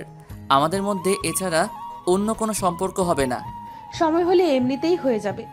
আর কিছু না বলে জান্নাতের বাসা থেকে বের হয়ে আসলাম। জানি এই মেয়ের সাথে কথা বলে লাভ হবে না। বাসায় এসে ফ্রেশ হয়ে রুমে বসে আছি। কিছুক্ষণ পর আম্মু এসে রাতের খাবারের জন্য ডাক দিয়ে গেলেন। তারপর নিচে গিয়ে খাওয়া দাওয়া করে আবার উপরে চলে আসলাম। রুমে এসে দেখি ফোনের স্ক্রিন থেকে আলো জ্বলছে। কাছে গিয়ে দেখি জান্নাত নামে সেভ করা একটা নাম্বার থেকে কল এসেছে। বুঝতে বাকি রইল না যে কে কল করেছে। প্রথমবার ধরলাম না, কল কেটে গেলে সাথে সাথে আবার কল চলে আসলো। বুঝেছি কল না ধরে কোনো উপায় নেই, বাধ্য হয়ে কল রিসিভ করতেই হলো। ওই, আপনার ফোন ধরতে এত সময় লাগে কেন? হ্যাঁ, এতক্ষণ ধরে কি করতেছিলেন? সরি, কে আপনি? ঠিক চিনলাম না। আচ্ছা, এখন আমায় চিনতে পারছেন না তাই না? কালকে পড়াতে আসবেন না, তখন বুঝাবো মজা। আরে আরে, আমি তো মজা করছিলাম। আমিও। আচ্ছা, রাতে খেয়েছেন? হুম। আমি খেয়েছি কিনা জানতে চাইবেন না? জেনে কি করব? ওকে, জানতে হবে না। আচ্ছা, আপনার ফেসবুক আইডির পাসওয়ার্ড দেন তো। এই মেয়ে, তুমি আমার বউ নাকি গার্লফ্রেন্ড যে তোমায় আমার আইডির পাস দিব? আর তাছাড়া আমি ফেবু ইউজ করি না। আপাতত গার্লফ্রেন্ড বলতে পারে, তবে কিছুদিন পর বউ হয়ে যাব। আর কথায় কথায় মিথ্যা বলা বাদ দেন, কারণ আপনার ফোন হাতে নিয়ে প্রথমেই আপনার আইডিতে ঢুকে আমার আইডিতে ফ্রেন্ড রিকোয়েস্ট পাঠিয়ে দিয়েছিলাম। এই তো দেখছি অনেক চালাক। চুপ বেয়াদব মেয়ে কোথাকার। লজ্জা করে না স্যারকে এসব বলতে? স্যারকে বলতে তো লজ্জা করবেই, কিন্তু আপনি আমার স্যার না, আপনি তো আমার থাক, বললাম না। এখন লক্ষ্মী ছেলের মতো আপনার আইডির পাসওয়ার্ড দিয়ে দেন, না হলে পরে কিন্তু পস্তাতে হবে। দিব না, তুমি ফোন রাখো, না হলে আমি রেখে দিব। ভুলেও এই কাজ করবেন না, কারণ ভাইয়ার কাছে আপনার কথা বললে ভাইয়া এক্ষুনি আপনাকে আপনার বাসা থেকে তুলে আনতে পারবে। ওকে, বলো তোমার ভাইয়াকে যা বলার। আমি কাউকে ভয় পাই না। ওকে, একটু ওয়েট করেন। বলেই জান্নাত ওর ভাইয়াকে ডাকতে লাগলো। এই মেয়ে তো দেখছি সত্যি সত্যি ডাক দিচ্ছে। দিক, আমার কি, আমি এত ভয় পাই না ওনাকে। এদিকে ফোনের মধ্যে রাসেল ভাই আর জান্নাতের কথা শুনতে পাচ্ছি। কি হইছে বোন, আমায় ডেকেছিস? একটা ছেলে আমার সাথে বেয়াদবি করেছে, তাকে ওর বাসা থেকে তুলে আনতে হবে এক্ষুনি। পারবা? কি? কার এত সাহস যে আমার বোনের সাথে বেয়াদবি করছে? নাম বল শুধু ছেলেটার, এখনই ওই ছেলেকে তুলে আনবো। তুমি একটু বাহিরে যাও, আমি ওর ডিটেলস এনে তোমাকে বলছি। ওদের এমন কথা শুনে তো আমার ভয়ে হার্টবিট বেড়ে যেতে লাগলো। জান্নাত যদি আমার নাম বলে তাহলে তো সত্যি সত্যি রাসেল ভাই আমায়... না না, এসব আমি কি ভাবছি। এখন পাসওয়ার্ড দিবেন নাকি মাইর খাবেন বলেন? পাসের জন্য তুমি তোমার স্যারের এমন করবা? ভাইয়া বাহিরে দাঁড়িয়ে আছে, তাড়াতাড়ি পাস দেন, নইলে ভাইয়াকে ডেকে আপনার নাম... আমার নাম্বারের শেষ 7 অক্ষরই আমার আইডির পাস। বাধ্য হয়ে দিতেই হলো, না হলে কপালে দুঃখ আছে, বুঝতেই পারছি। কত ভালো আমার বাবু তো। পাস তো দিলাম, ফোন রাখো, এখন আমি ঘুমাবো। ওকে, গুড নাইট, কাল ভার্সিটিতে দেখা হবে। কিছু না বলে ফোনটা কেটে দিলাম। তারপর মোবাইলটা একপাশে রেখে ঘুমিয়ে পড়লাম। পরের দিন সকালবেলা অনেক তাড়াতাড়ি ঘুমটা ভেঙে গেল। সময় কাটছে না দেখে মোবাইলটা হাতে নিয়ে একটু ফেবুতে লগ ইন করলাম। ফেবুতে ঢুকতেই আমার চোখ কপালে ওঠার পালা। এ আমি কি দেখছি? এটা কিভাবে হলো? আমার এত স্বাদের আইডি। কারণ জান্নাত হয়তো গতকাল রাতে আইডির পাস নিয়ে আইডিটা ডিঅ্যাক্টিভেট করে রেখেছে, যার ফলে আজ আইডিতে ঢুকতে পারছি না। তারপর আবার আইডিটা অ্যাক্টিভেট করে আইডিতে ঢুকে দেখি অনেক মেয়েদের ব্লক করে রাখা হয়েছে, যারা আমায় অযথাই মেসেজ দিত। আমি অবশ্য ওদের কারোর সাথেই কথা বলতাম না। কিছুক্ষণ পর ভার্সিটি যাওয়ার সময় হয়ে এলে রেডি হয়ে নিলাম। তারপর বাসা থেকে বের হয়ে সোজা ভার্সিটিতে চলে এলাম। ক্লাসে বসে আছি আর সবাইকে পড়াচ্ছি। এমন সময় জান্নাতের দিকে তাকাতেই দেখি মেয়েটা আমার দিকে তাকিয়ে মিটমিট করে হাসছে। ওর হাসি দেখে আমার গা জ্বলছে। তারপর ক্লাসটা করিয়ে চলে আসলাম অন্য ক্লাসে। এইভাবে একের পর এক ক্লাস শেষ করে আরেক ক্লাসে গিয়ে ক্লাস করাতে লাগলাম। ভার্সিটি ছুটি হয়ে গেলে সকল ছাত্রছাত্রীরা একে একে বাসায় চলে যেতে লাগলো। আমি একটা রিক্সা নিয়ে সোজা বাসায় চলে আসলাম। বাসায় এসে হাত মুখ ধুয়ে খাওয়া দাওয়া করে রুমে এসে কিছুক্ষণ রেস্ট নিতে লাগলাম। দেখতে দেখতে সন্ধ্যা হয়ে আসলো। জান্নাতকে পড়ানোর সময় হয়ে গেছে। রেডি হয়ে জান্নাতের বাসায় চলে আসলাম। জান্নাতের রুমে এসে দেখি ও রুমে নেই। আবার ওয়াশরুমের ভিতরে কে যেন নড়াচড়া করছে, হয়তো জান্নাতই হবে। একটা চেয়ার টেনে বসে পড়লাম আর জান্নাতের জন্য ওয়েট করতে লাগলাম। কিছুক্ষণ পর জান্নাত ওয়াশরুম থেকে বেরিয়ে এসে আমার সামনে দাঁড়ালো। গায়ে একটা শর্ট প্যান্ট আর পরনে একটা শার্ট। আরে আপনি কখন আসলেন? এই তো একটু আগে। ও সরি, আসলে গোসল করতেছিলাম তাই একটু লেট হয়ে গেল। না ঠিক আছে। আপনি ওই দিকে তাকিয়ে কথা বলছেন কেন? আমার দিকে তাকান। অনেক লেট হয়ে গেছে, পড়তে বসো এখন।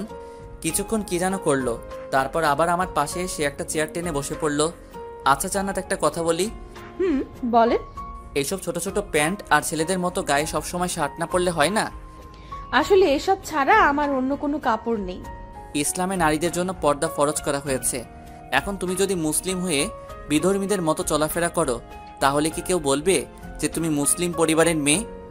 নিশ্চুপ, শুধু মাথা নিচু করে বসে আছে। আচ্ছা বাদ দাও, এখন পড়ো। গতকালের পড়া জান্নাতকে আবার দেখতে বললাম। হঠাৎ মনে হলো আইডির কথা। ওকে জিজ্ঞেস করে দেখি ও ডিঅ্যাক্টিভেট করেছিল কিনা। আচ্ছা, তুমি আমার ফেবো আইডি ডিঅ্যাক্টিভেট করেছিলে কেন? আপনার আইডিতে অনেক ময়লা জমেছিল, তাই আইডিটা ডিঅ্যাক্টিভেট করে রেখেছিলাম। কি? আইডিতে আবার ময়লা জমে? মুগ্ধ নয়নে তামিমের দিকে তাকিয়ে ওর হাসিটা দেখে যাচ্ছে। কি হলো, এইভাবে তাকিয়ে আছো কেন? আপনার হাসিটা না খুব সুন্দর। বুঝেছি, এই মেয়ের মাথায় আবার ভূত চড়ে বসেছে। এখন একটু সিরিয়াস হয়ে কথা বলতে হবে। আমার আইডিটা ডিঅ্যাক্টিভেট করেছিলে কেন বলো? বললাম তো ময়লা জমেছিল তাই। আপনি আবার আইডি অ্যাক্টিভেট করেছেন নাকি? করে থাকলেও আবার আমি ডিঅ্যাক্টিভেট করে ফেলবো। আর হ্যাঁ, এই আইডি আর ইউজ করবেন না, নতুন একটা আইডি খুলবেন। ওকে? কেন এই আইডি ইউজ করবো না? আর নতুন আইডি বা কেন খুলবো? কেন, মেয়েদের সাথে লুতুপুতু করতে ভালো লাগে তাই না? ওই আইডিতে তো অনেক মেয়ে, ওরা আপনাকে এত মেসেজ দেয় কেন? আমি কি করে জানবো? আর তাছাড়া আমি তো কোনো মেয়ের সাথে তেমন কথাও বলি না। বলবেনও না। আর এই আইডিটা ভুলেও অ্যাক্টিভেট করবেন না, করলে আপনার খবর আছে। এই তুমি আমার ছাত্রী হয়ে আমাকে হুমকি দিচ্ছ? হ্যাঁ, সেটাই মনে করেন, তবে আমার কথা অমান্য করলে এর শাস্তি অনেক ভয়ঙ্কর হবে। এ কেমন মেয়ে রে ভাই, ছাত্রী হয়ে স্যারকে হুমকি দেয়? গতকালের পড়া শিখেছো? বাহ, এই প্রথম তুমি কোনো পড়া শিখলে। Very good. আচ্ছা, আজকে কি পড়াবো বলো? এই চ্যাপ্টারের কয়েকটা প্রশ্ন বুঝতেছি না। ওকে দেখো, আমি বুঝিয়ে দিচ্ছি।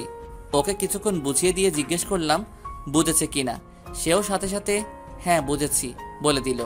অবাক হচ্ছি, আজ হঠাৎ জান্নাত সবকিছু একবারে বুঝে ফেলতেছে কিভাবে। তারপর জান্নাতকে আরও কিছুক্ষণ পড়িয়ে কালকের জন্য কিছু পড়া দিয়ে আজকের মতো ছুটি দিয়ে দিলাম। জান্নাতের বাসা থেকে বের হয়ে আসতেই যাব এমন সময় বাড়ির বাগান থেকে কে যেন আমায় ডাক দিল। চারপাশে তাকিয়ে দেখি রাসেল ভাই কি যেন করছেন আর আমায় ইশারায় ওনার কাছে ডাকছেন। আল্লাহ, উনি আমায় ডাকছেন কেন? গতকাল জান্নাত আমার নামে রাসেল ভাইকে কিছু বলেনি তো? কথাগুলো ভাবছি আর ভয়ে ভয়ে সামনের দিকে এগোচ্ছি। জি ভাইয়া, আমায় ডাকছেন?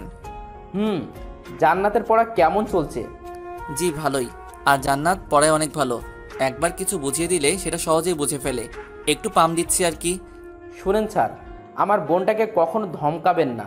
সে যাই করুক না কেন, ছোট থেকে মা হারিয়ে বড় হয়েছে আমার বোনটা। আজ পর্যন্ত কখনো ওর মায়ের অভাব বুঝতে দেয়নি। আশা করি আপনি এমন কিছু করবেন না যাতে আপনার প্রতি আমার... না না ভাইয়া, আপনি চিন্তা করবেন না, আমি কখনো জান্নাতকে ধমকাবো না। আপনি যেভাবে বলছেন আমি তাকে সেভাবেই পড়াই। কথাগুলো বলে উপরের দিকে তাকাতেই দেখি জান্নাত ওর বারান্দায় দাঁড়িয়ে আছে। আমি ওর দিকে তাকিয়েছি, এটা দেখে সে উপর থেকে আমায় একটা ফ্লাইং কিস করলো। কি মেরে ভাই, নিচে তার ভাই দাঁড়িয়ে আছে, অথচ সে এইসবে না তাকিয়ে ছিছি। স্যার, আপনি কিছু ভাবছেন? হ্যাঁ, না মানে কিছু না। আমি তাহলে বাসায় যাই? ওকে, যান। আর ওইখানে দাঁড়িয়ে না থেকে ওদের বাসা থেকে বেরিয়ে সোজা আমাদের বাসায় চলে আসলাম। রাতের খাবার খেয়ে শুয়ে আছি, এমন সময় ফোনে জান্নাতের কল আসলো। প্রথমবার রিং হতে হতে কেটে গেল, দ্বিতীয়বার ফোন আসলে ইচ্ছে করে কেটে দেই, কারণ এই মেয়ের সাথে কথা বলার কোনো ইচ্ছেই নেই আমার। এইভাবে কয়েকবার কল কেটে দেওয়ার পর কিছুক্ষণ পর জান্নাতের নাম্বার থেকে ফোনে একটা মেসেজ আসলো। মেসেজটা ছিল এরকম: শেষবারের মতো কল দিব, যদি না ধরেন তাহলে কাল ভার্সিটিতে আসার আগেই হসপিটালের বেডে শুতে হবে। জান্নাতের এরকম মেসেজ দেখে একটু ভয় পেলাম, যেমন মেয়ে বলা যায় না, সত্যি সত্যি কিছু করে ফেলতে পারে। আবার ওর নাম্বার থেকে কল আসলো, এবার সাথে সাথে রিসিভ করলাম। এখন কল ধরলেন কেন? কিসের জন্য কল দিয়েছো বলো? প্রেম করার জন্য গো। দেখো, ঢং করবা না, যা বলা তাড়াতাড়ি বলে ফেলো। আমি ঘুমাবো, কাল আবার ভার্সিটি আছে। আমি ঢং করি তাই না? ওকে যান, কিছু বললাম না, আপনি ঘুমান। তবে তার আগে আমায় একটা ইয়ে দেন। এসব ইয়েটিয়ে আমি বুঝি না, যা বলার ভালো করে বলো। ওকে, একটা পাপ্পি দেন। পারবো না, ফোন রাখো বলছি। রাগ দেখিয়ে লাভ হবে না। আপনি ভালো করেই জানেন আমার উপর রাগারাগি করেছেন, এটা ভাইয়া জানতে পারলে আপনার সাথে কি কি হতে পারে। সো কোনো কথা না বলে যেটা চেয়েছি সেটা দিয়ে দেন। রাগারাগির কারণটা যদি তোমার ভাইয়া জানতে পারে তাহলে উনি আমায় কিছু করবেন না। করবেন, অনেক কিছু করবেন, কারণ রাগারাগির বিষয়টা আমি অন্যভাবে নিয়ে যাব, মানে ভাইয়াকে একটু মিথ্যা বলবো আর কি। প্লিজ ফোনটা রাখো, আমি ঘুমাবো। যেটা চেয়েছি সেটা দিয়ে দেন, আমি ফোন রেখে দিব। এছাড়া আর কোনো লাভ হবে না। বুঝেছি, এই মেয়ে পিছু ছাড়বে না, তাই বাধ্য হয়ে কোনো রকমে ইনিয়ে বিনিয়ে ইয়েটা দিতে হলো আর কি। লুচ্চা ভাইবেন না আবার আমাকে, চিপাই পইরা দিছি, ইচ্ছা করে তো আর দেই নাই। তারপর জান্নাত ফোনটা কেটে দিল, আর আমিও শান্তিতে বিছানায় গাটা এলিয়ে দিয়ে শুয়ে পড়লাম। পরের দিন ভার্সিটিতে এসে ক্লাসে বসে সবাইকে ক্লাস করাচ্ছি। ভুল করে একবার জান্নাতের দিকে তাকাতেই সে আমায় চোখ টিপ মেরে মিটমিট করে হাসতে লাগলো। লজ্জায় আর ওর দিকে তাকালাম না। ক্লাসটা করিয়ে অন্য আরেকটা ক্লাসে চলে এলাম। একে একে সব ক্লাস করিয়ে ভার্সিটিও ছুটি হয়ে গেল। বাসায় যাওয়ার জন্য ভার্সিটি থেকে বের হতেই কোথা থেকে জানি নীলা ম্যাডাম একটা রিক্সা নিয়ে আমার সামনে এসে দাঁড়ালেন। বাসায় যাচ্ছেন মনে হয়, আসেন আমার সাথে, আপনাকে আপনার বাসায় নামিয়ে দিয়ে যাই। না থাক, আমি হেঁটেই যেতে পারবো, আপনি চলে যান। তা বললে তো হবে না, আমি আপনাকে একা রেখে চলে যাব কিভাবে? আসেন আমার সাথে বলছি। বলেই আমার হাত ধরে টেনে রিক্সায় উঠিয়ে নিলেন। কিছু বলতে গিয়েও পারলাম না, যদি উনি আবার মাইন্ড করেন। এদিকে উনি বারবার আমার দিকে হেলে দুলে পড়ছেন, আর আমি ততই চেপে বসার চেষ্টা করছি। কিছুক্ষণ পর, চাচা রিক্সা থামান। কেন, কি হয়েছে? আমার বাসার সামনেই, একটু হাঁটলে পৌঁছে যাব, আপনি চলে যান। আর চাচা এই নিন রিক্সা ভাড়া। আরে ভাড়া দিতে হবে না, আমি দিয়ে দেব। না, আপনি মেয়ে মানুষ হয়ে একজন পুরুষের ভাড়া দিবেন, এটা কেমন দেখায়? একটা মুচকি হাসি দিয়ে চলে গেলেন। আমিও আর দাঁড়িয়ে না থেকে সোজা বাসায় চলে আসলাম। বাসায় এসে হাত মুখ ধুয়ে দুপুরের খাবার খেয়ে নিলাম। সন্ধ্যাবেলা জান্নাতকে পড়ানোর জন্য ওর বাসায় চলে এলাম। জান্নাতের রুমের দরজা খুলে ভিতরে ঢুকে দেখি জান্নাত রুমে নেই, হয়তো ওয়াশরুমে আছে। এটা ভেবে আমি রুমের ভিতরে ঢুকে পড়লাম। সাথে সাথে রুমের দরজা ঠাস করে বন্ধ হয়ে গেল। পিছনে তাকাতেই কে যেন আমার হাত টেনে ধরে দরজার সাথে চেপে ধরলো।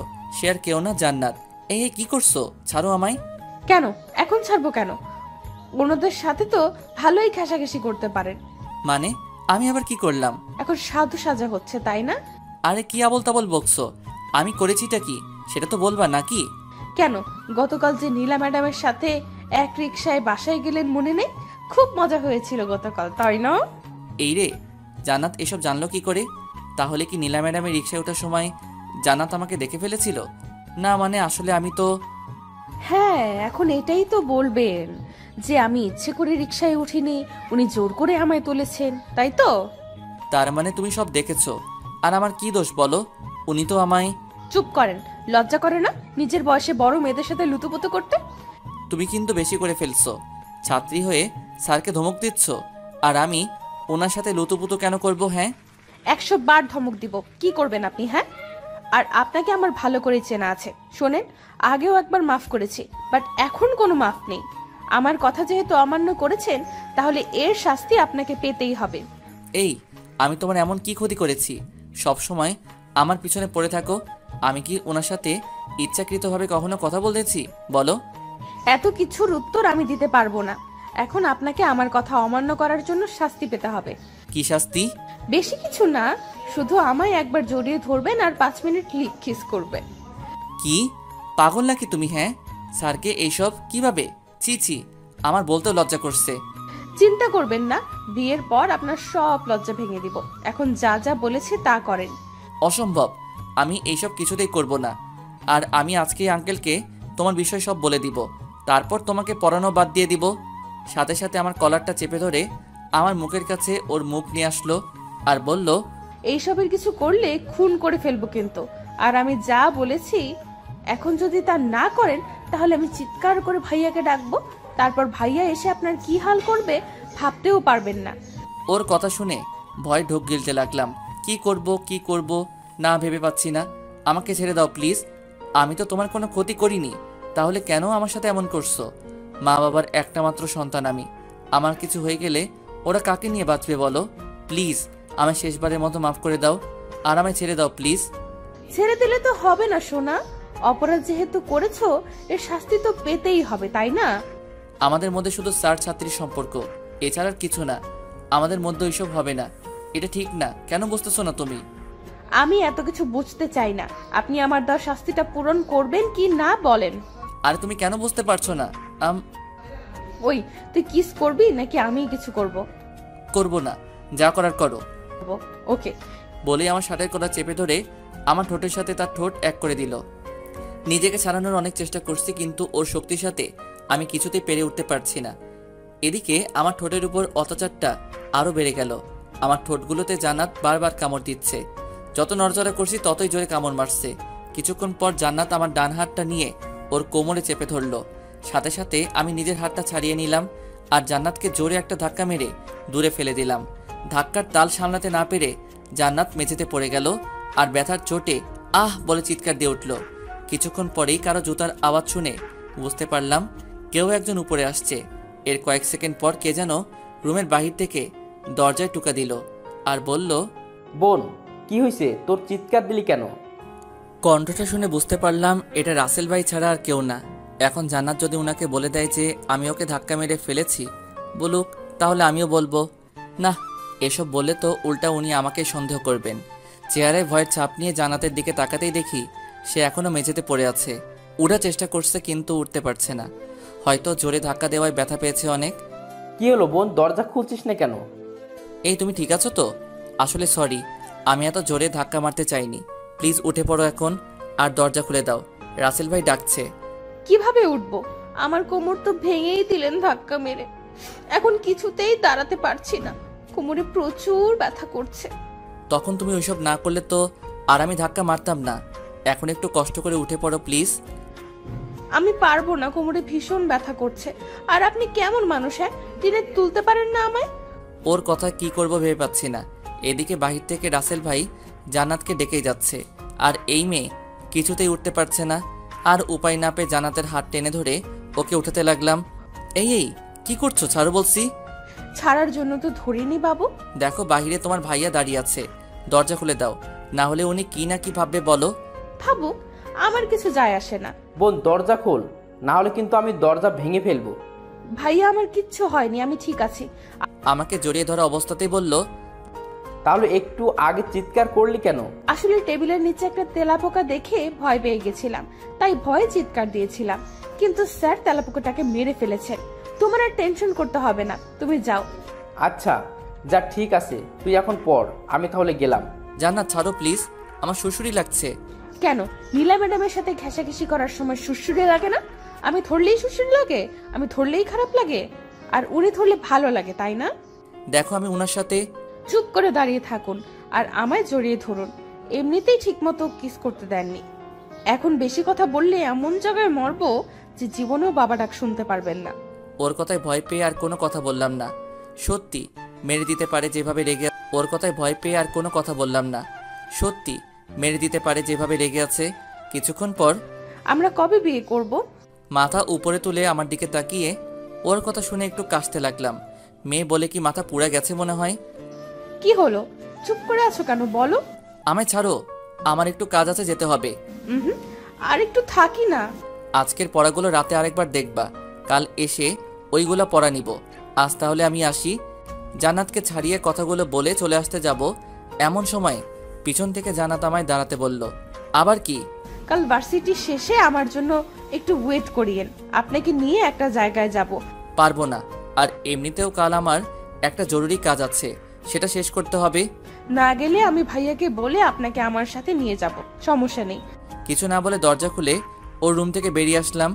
নিচে এসে দেখি রাসেল ভাই বাগানে বসে আছেন। আমাকে দেখি কিছুক্ষণ আমার দিকে তাকিয়ে থেকে আমায় ডাক দিলেন। ভয়ে হার্টবিট বাড়তে শুরু করলো। উনি আমায় ডাকছেন কেন? ধীরে ধীরে ওনার সামনে গিয়ে দাঁড়ালাম। জি ভাইয়া বলেন। আপনার ঠোঁটে রক্ত কেন স্যার? কোথায় রক্ত?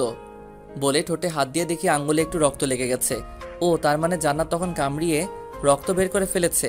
ও, এটা আসলে নিচে নামার সময় দেয়ালের সাথে ঠোঁট লেগে হয়তো কেটে গেছে। কিন্তু দেখে তো মনে হচ্ছে কেউ কামড় মেরেছে। এই রে, এখন কি বলবো ভাবতেছি। এমন সময় উপরের দিকে তাকাতেই দেখি জান্নাত ও রুমের বারান্দায় দাঁড়িয়ে আমার দিকে দুষ্টু হাসি হাসছে। ওর হাসি দেখে গা জ্বলা শুরু করেছে। ওর জন্যই এখন রাসেল ভাইয়ের কাছে আমায় ধরা পড়তে হয়েছে। কি হলো স্যার, কিছু ভাবছেন নাকি? না, কিছু না। তাড়াহুড়ো করে সিঁড়ি বেয়ে নামতে গিয়ে দেয়ালের সাথে ঠোঁট লেগে যায়, আর হালকা দাঁতও লেগে গেছিল, তাই হয়তো এমন হয়েছে। ও আচ্ছা। জি আচ্ছা, তাহলে আমি আজ আসি।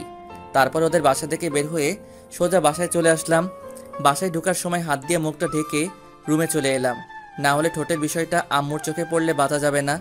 রুমে এসে আয়নার দিকে তাকিয়ে ঠোঁটগুলো দেখে খুব রাগ হতে লাগলো জান্নাতের উপর। কামড়িয়ে একদম ঠোঁটের অবস্থা কাহিল করে ফেলছে। রাতের বেলা খাবারের আগে ঠোঁটগুলো ড্রেসিং করে খাবার খেতে গেলাম। চুপচাপ খেয়ে দিয়ে আবার রুমে চলে এলাম। রুমে এসে ফেবো আইডিটা অ্যাক্টিভেট করে কিছুক্ষণ নিউজ ফিড ঘোরাঘুরি করে মোবাইলটা রেখে ঘুমিয়ে পড়লাম। পরের দিন সকালবেলা ঘুম থেকে উঠে ফ্রেশ হয়ে হালকা নাস্তা করে ভার্সিটিতে চলে এলাম। ক্লাসে জান্নাত আজ তেমন দুষ্টুমি করেনি, এতে ক্লাস করাতে ভালোই লাগলো। এইভাবে একে একে প্রত্যেকটা ক্লাস করিয়ে শেষ হলে ভার্সিটি ছুটি হয়ে গেল। ভার্সিটি গেট দিয়ে বের হতে যাব, এমন সময় পিছন থেকে যেন বলল, স্যার একটু দাঁড়ান। পিছনে ফিরে দেখি সে আর কেউ না, জান্নাত। কখন থেকে ডাকছি, শুনতে পান না? কেন ডাকছো? বলেছিলাম না আপনাকে নিয়ে এক জায়গায় যাব, চলেন যাওয়া যাক। আমিও গতকাল বলে দিয়েছিলাম যে আমি পারবো না, আমার একটা জরুরি কাজ আছে। ওকে দাঁড়ান, ভাইয়াকে ফোন করে আসতে বলি, উনি এসে আপনাকে যাওয়ার জন্য রাজি করাবে। প্লিজ একটু বোঝার চেষ্টা করো। আপনি আমার সাথে যাবেন নাকি আমি ভাইয়াকে ফোন করে আসতে বলবো? ওকে চলো, তবে আমি বেশিক্ষণ তোমার সাথে থাকতে পারবো না। দেখা যাবে। বলে একটা রিক্সা ডেকে নিজে উঠে আমাকে উঠতে বলল। আমি তোমার সাথে এক রিক্সায় যেতে পারবো না। উঠবেন নাকি ভাইয়াকে? আরে উঠছি তো, খালি ভাইয়া ভাইয়া করো কেন? এই শপিং মলে চলেন তো। শপিং মলে কেন? একটু পরেই বুঝতে পারবেন, এখন চুপ করে বসে থাকেন। ওর কথা মতো চুপ করে বসে রইলাম। কিছুক্ষণ পর রিক্সা এসে থামলো একটা শপিং মলের সামনে। এরপর জান্নাত রিক্সা থেকে নেমে রিক্সা ভাড়াটা দিয়ে দিল। আমিও সাথে সাথে রিক্সা থেকে নেমে পড়লাম। তারপর জান্নাত আমাকে ধরে শপিং মলের ভিতরে নিয়ে আসলো। হাঁটতে হাঁটতে একসময় জান্নাত আমায় নিয়ে একটা শাড়ির দোকানে গিয়ে ঢুকলো, আর দোকানদারকে কয়েকটা শাড়ি দেখাতে বলল। কিছুক্ষণ পর দোকানদার আমাদের সামনে কয়েকটা শাড়ি এনে রাখলেন, আর একে একে সবকটা শাড়ি প্যাকেট থেকে খুলে দেখাতে লাগলেন। দেখেন তো কোন শাড়িটা নিব। তোমার যেটা ভালো লাগে সেটা নাও। আমায় জিজ্ঞেস করছো কেন? উফ, আপনিও না, আপনার পছন্দ করা শাড়ি ছাড়া আমি কি কোনোদিনও অন্য কোনো শাড়ি পরেছি? তো আমি তো অবাক। মেয়ে বলে কি আমার পছন্দ করা শাড়ি না ছাড়া নাকি সে কোনোদিন শাড়ি পরেনি, কিন্তু এই মেয়েকে তো এইসব ছোট ছোট ড্রেস না ছাড়া আমি কোনোদিন দেখেছি বলে মনে হয় না। স্যার, ম্যাডাম যখন বলেছেন তাহলে একটা শাড়ি পছন্দ করে দিন না। তাছাড়া আপনারই তো ওয়াইফ, বাইরের কেউ নাকি যে পছন্দ করে দেওয়া যাবে না? দোকানদার আমাকে উদ্দেশ্য করে বলল কথাগুলো।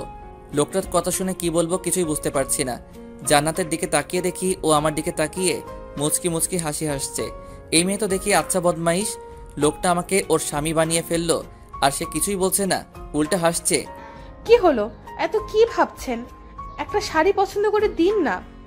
আর কোনো উপায় না পেয়ে ওকে একটা নীল কালারের শাড়ি দেখিয়ে বললাম, এটা নাও, তোমায় অনেক মানাবে। ওকে, তাহলে এই শাড়িটা প্যাক করে দেন। দোকানদার শাড়িটা প্যাক করে দিলে শাড়ির দাম দিয়ে জান্নাত আমায় নিয়ে বাইরে চলে আসলো। চলেন কোনো রেস্টুরেন্টে গিয়ে দুজন লাঞ্চ করে নিই। না, আমি বাসায় চলে যাব, তুমি গিয়ে লাঞ্চ করে নাও। আমি একা কি করে যাই? আপনাকেও আমার সাথে গিয়ে লাঞ্চ করতে হবে, চলেন। বলেই আমায় এক প্রকার জোর করে পাশের একটা রেস্টুরেন্টে নিয়ে আসলো। তারপর ওয়েটারকে ডেকে দুজনের জন্য কিছু খাবার অর্ডার দিল। কিছুক্ষণ পর ওয়েটার এসে দুজনকে খাবার দিয়ে গেল, আর দুজন যার যার মতো খেতে লাগলাম। খাওয়া দাওয়া শেষ করে বিল মিটিয়ে দুজন বাহিরে চলে আসলাম। সব কাজ তো শেষ, এখন কি আমি বাসায় যেতে পারি? যেতে পারেন, তবে আজ একটু তাড়াতাড়ি পড়াতে আসবেন, ওকে? ওর কথার কোনো উত্তর না দিয়ে একটা রিক্সা নিয়ে সোজা বাসায় চলে আসলাম। বাসায় আসতে আম্মু এসে জিজ্ঞেস করলেন, আজ আসতে তো দেরি হলো কেন? আসলে একটু কাজ ছিল। আচ্ছা, তুই ফ্রেশ হয়ে আয়, আমি টেবিলে তোর জন্য খাবার দিচ্ছি। আম্মু, আমি বাহির থেকে খেয়ে এসেছি। আচ্ছা, তাহলে রুমে গিয়ে রেস্ট নে। আচ্ছা বলে সোজা রুমে চলে এলাম। রুমে এসে ফ্রেশ হয়ে বিছানায় শুয়ে শুয়ে কিছুক্ষণ ফেসবুকিং করতে লাগলাম। এইভাবে বিকালটা কেটে গেল। সন্ধ্যাবেলা জান্নাতকে পড়ানোর জন্য ওর বাসায় চলে এলাম। জান্নাতের রুমের কাছে এসে দরজাটা খুলে ভিতরে ঢুকে সামনে তাকাতেই আমি অবাক, কারণ সামনে জান্নাত শাড়ি পরা অবস্থায় দাঁড়িয়ে আছে। শাড়িতে ওকে ভীষণ সুন্দর লাগছে। কেন জানি ওর থেকে চোখ ফেরাতেই পারছি না। এক পলকে ওর দিকে তাকিয়ে আছি। কি হলো স্যার, এমন করে কি দেখছেন? হঠাৎ জান্নাতের কথায় বাস্তবে ফিরলাম। দেখি ও আমার দিকে দুষ্টুমি ভরা চোখে তাকিয়ে আছে। না মানে আসলে তোমাকে আজ শাড়িতে ভীষণ সুন্দর লাগছে বলেই জিভে কামড় দিলাম। হাই হাই, মুখ ফসকে কি বলে ফেললাম।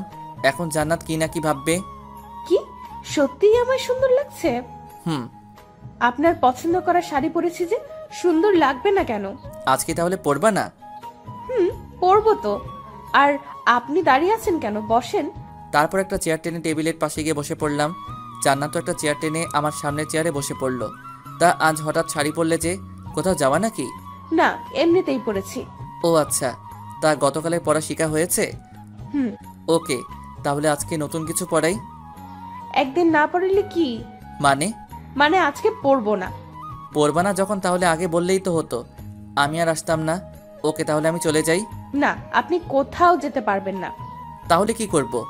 বসা থেকে উঠে এসেই আমার কোলে বসে পড়লো আর বলল, কেন আমার সাথে আজ গল্প করবেন? এটা কেমন অসভ্যতা?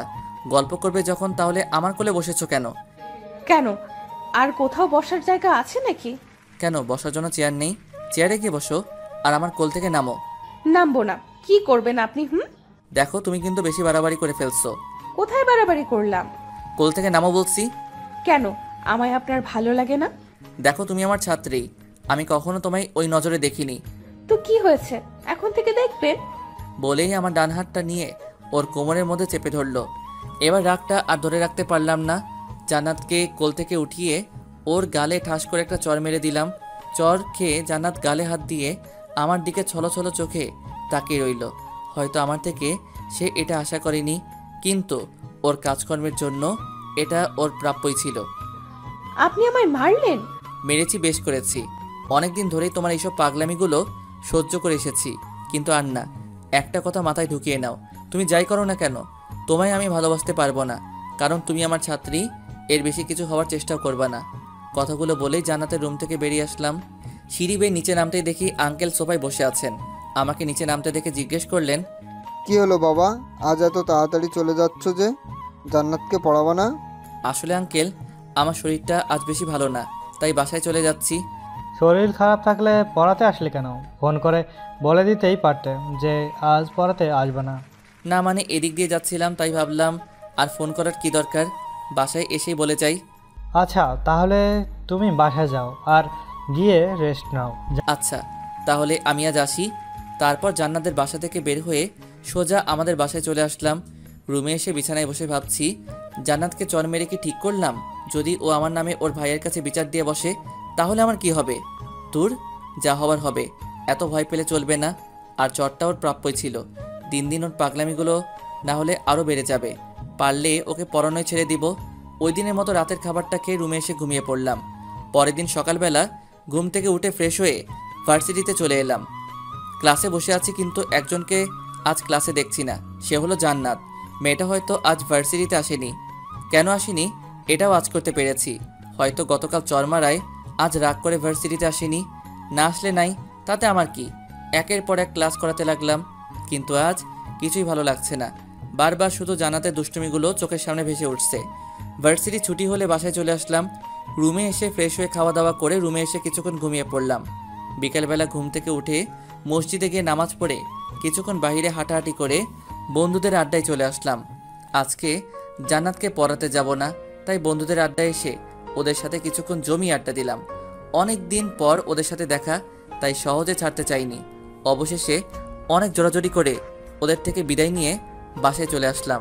এইভাবে দিনটা কেটে গেল। পরের দিন ভার্সিটিতে গিয়ে ক্লাসে বসে আছি, কিন্তু জান্নাতকে আজও ক্লাসে দেখতে না পেয়ে কেন যেন মনটা খারাপ হয়ে গেল। গেলাম, একে একে সব ক্লাস শেষ হলে ভার্সিটিও ছুটি হয়ে গেল। ক্লাস থেকে বের হতে যাব, এমন সময় দেখি নীলা ম্যাডাম ভার্সিটির বারান্দায় দাঁড়িয়ে আছেন। মনে হয় কারো জন্য ওয়েট করছেন।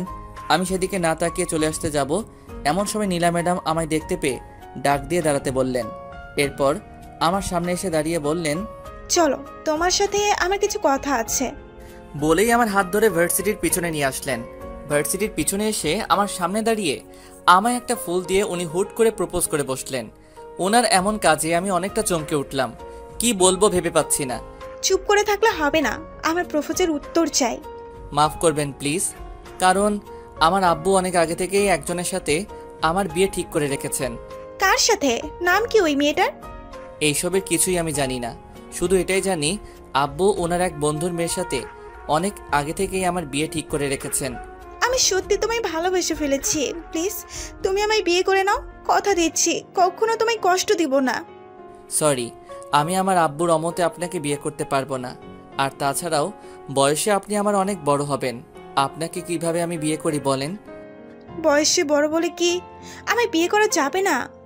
তা নয়, কিন্তু আব্বু যে একজনের সাথে আমার বিয়ে ঠিক করে রেখেছেন তার কি হবে? ওকে ফাইন, তোমার আব্বু যদি বলেন তাহলে তুমি আমায় বিয়ে করবে তো? সেটা কখনো হবে না ম্যাডাম, শুধু শুধু কষ্ট পাবেন না প্লিজ। আমি যাই, আমার একটু কাজ আছে বলেই ওনার সামনে থেকে চলে আসলাম। তারপর একটা রিক্সা নিয়ে সোজা বাসায় চলে আসলাম। বাসায় এসে ফ্রেশ হয়ে খাওয়া দাওয়া করে রুমে এসে ভাবতে লাগলাম নীলা ম্যাডামের ঘটনাটা। উনি যে আমায় এইভাবে প্রপোজ করে বসবেন আর বিয়ের কথা বলে উঠবেন তা ভাবতেও পারিনি। বিষয়টা নিয়ে যত ভাবছি তত মাথা ব্যথা বেড়ে যাচ্ছে। এইভাবে বিকালটা কোনো রকমে কেটে গেল। ভাবলাম আজ জান্নাতকে পড়াতে যাই, তাই রেডি হয়ে জান্নাতদের বাসায় চলে আসলাম। ওদের বাসায় এসে দেখি আঙ্কেল আর রাসেল ভাই সোফায় বসে আছেন আর কি নিয়ে যেন কথা বলছেন। আমাকে দেখেই আঙ্কেল আমায় ডাক দিলেন। জি আঙ্কেল, কিছু বলবেন? বাবা কি আর বলবো, আমার মেয়েটা যে কি হয়েছে ভেবেই পাচ্ছি না। যে মেয়ে সবসময় হাসি খুশি থাকতো আর দুষ্টুমি করে ঘর মাতিয়ে রাখতো, সে আজ নীরব প্রকৃতি হলো কি করে, এটা নিয়ে খুব চিন্তায় আছি। মানে কিছু বুঝলাম না আঙ্কেল। এই কয়েকদিন ধরে জান্নাত সবসময় ঘরের দরজা লাগিয়ে বসে থাকে। খাবারের সময় ডাক দিলে খাবার খায় না, কারোর সাথে তেমন কথা বলে না। সেই গতকাল রাতে হালকা কিছু খাবার খেয়েছে আর আজকে সারাদিন ধরে কিছুই খায়নি। ওর হঠাৎ এমন পরিবর্তন হওয়ার কারণ কি আমি ঠিক বুঝে উঠতে পারছি না। আব্বু, নিশ্চয়ই জান্নাতের সাথে কেউ খারাপ বিহেভ করেছে, না হলে ওকে কোনোভাবে কষ্ট দিয়েছে। একবার শুধু ওই শালাকে পাই, একেবারে মাটিতে গেড়ে ফেলবো। ওনার কথায় হালকা ভয় পেলেও তৎক্ষণাৎ নিজেকে সামলে নিয়ে বললাম, আপনি চিন্তা করবেন না আঙ্কেল, আমি দেখছি ওর কি হয়েছে। আর কিছুক্ষণ পর কাউকে দিয়ে ওর রুমে খাবার পাঠিয়ে দিয়েন, আমি ওকে খাওয়ানোর ব্যবস্থা করছি।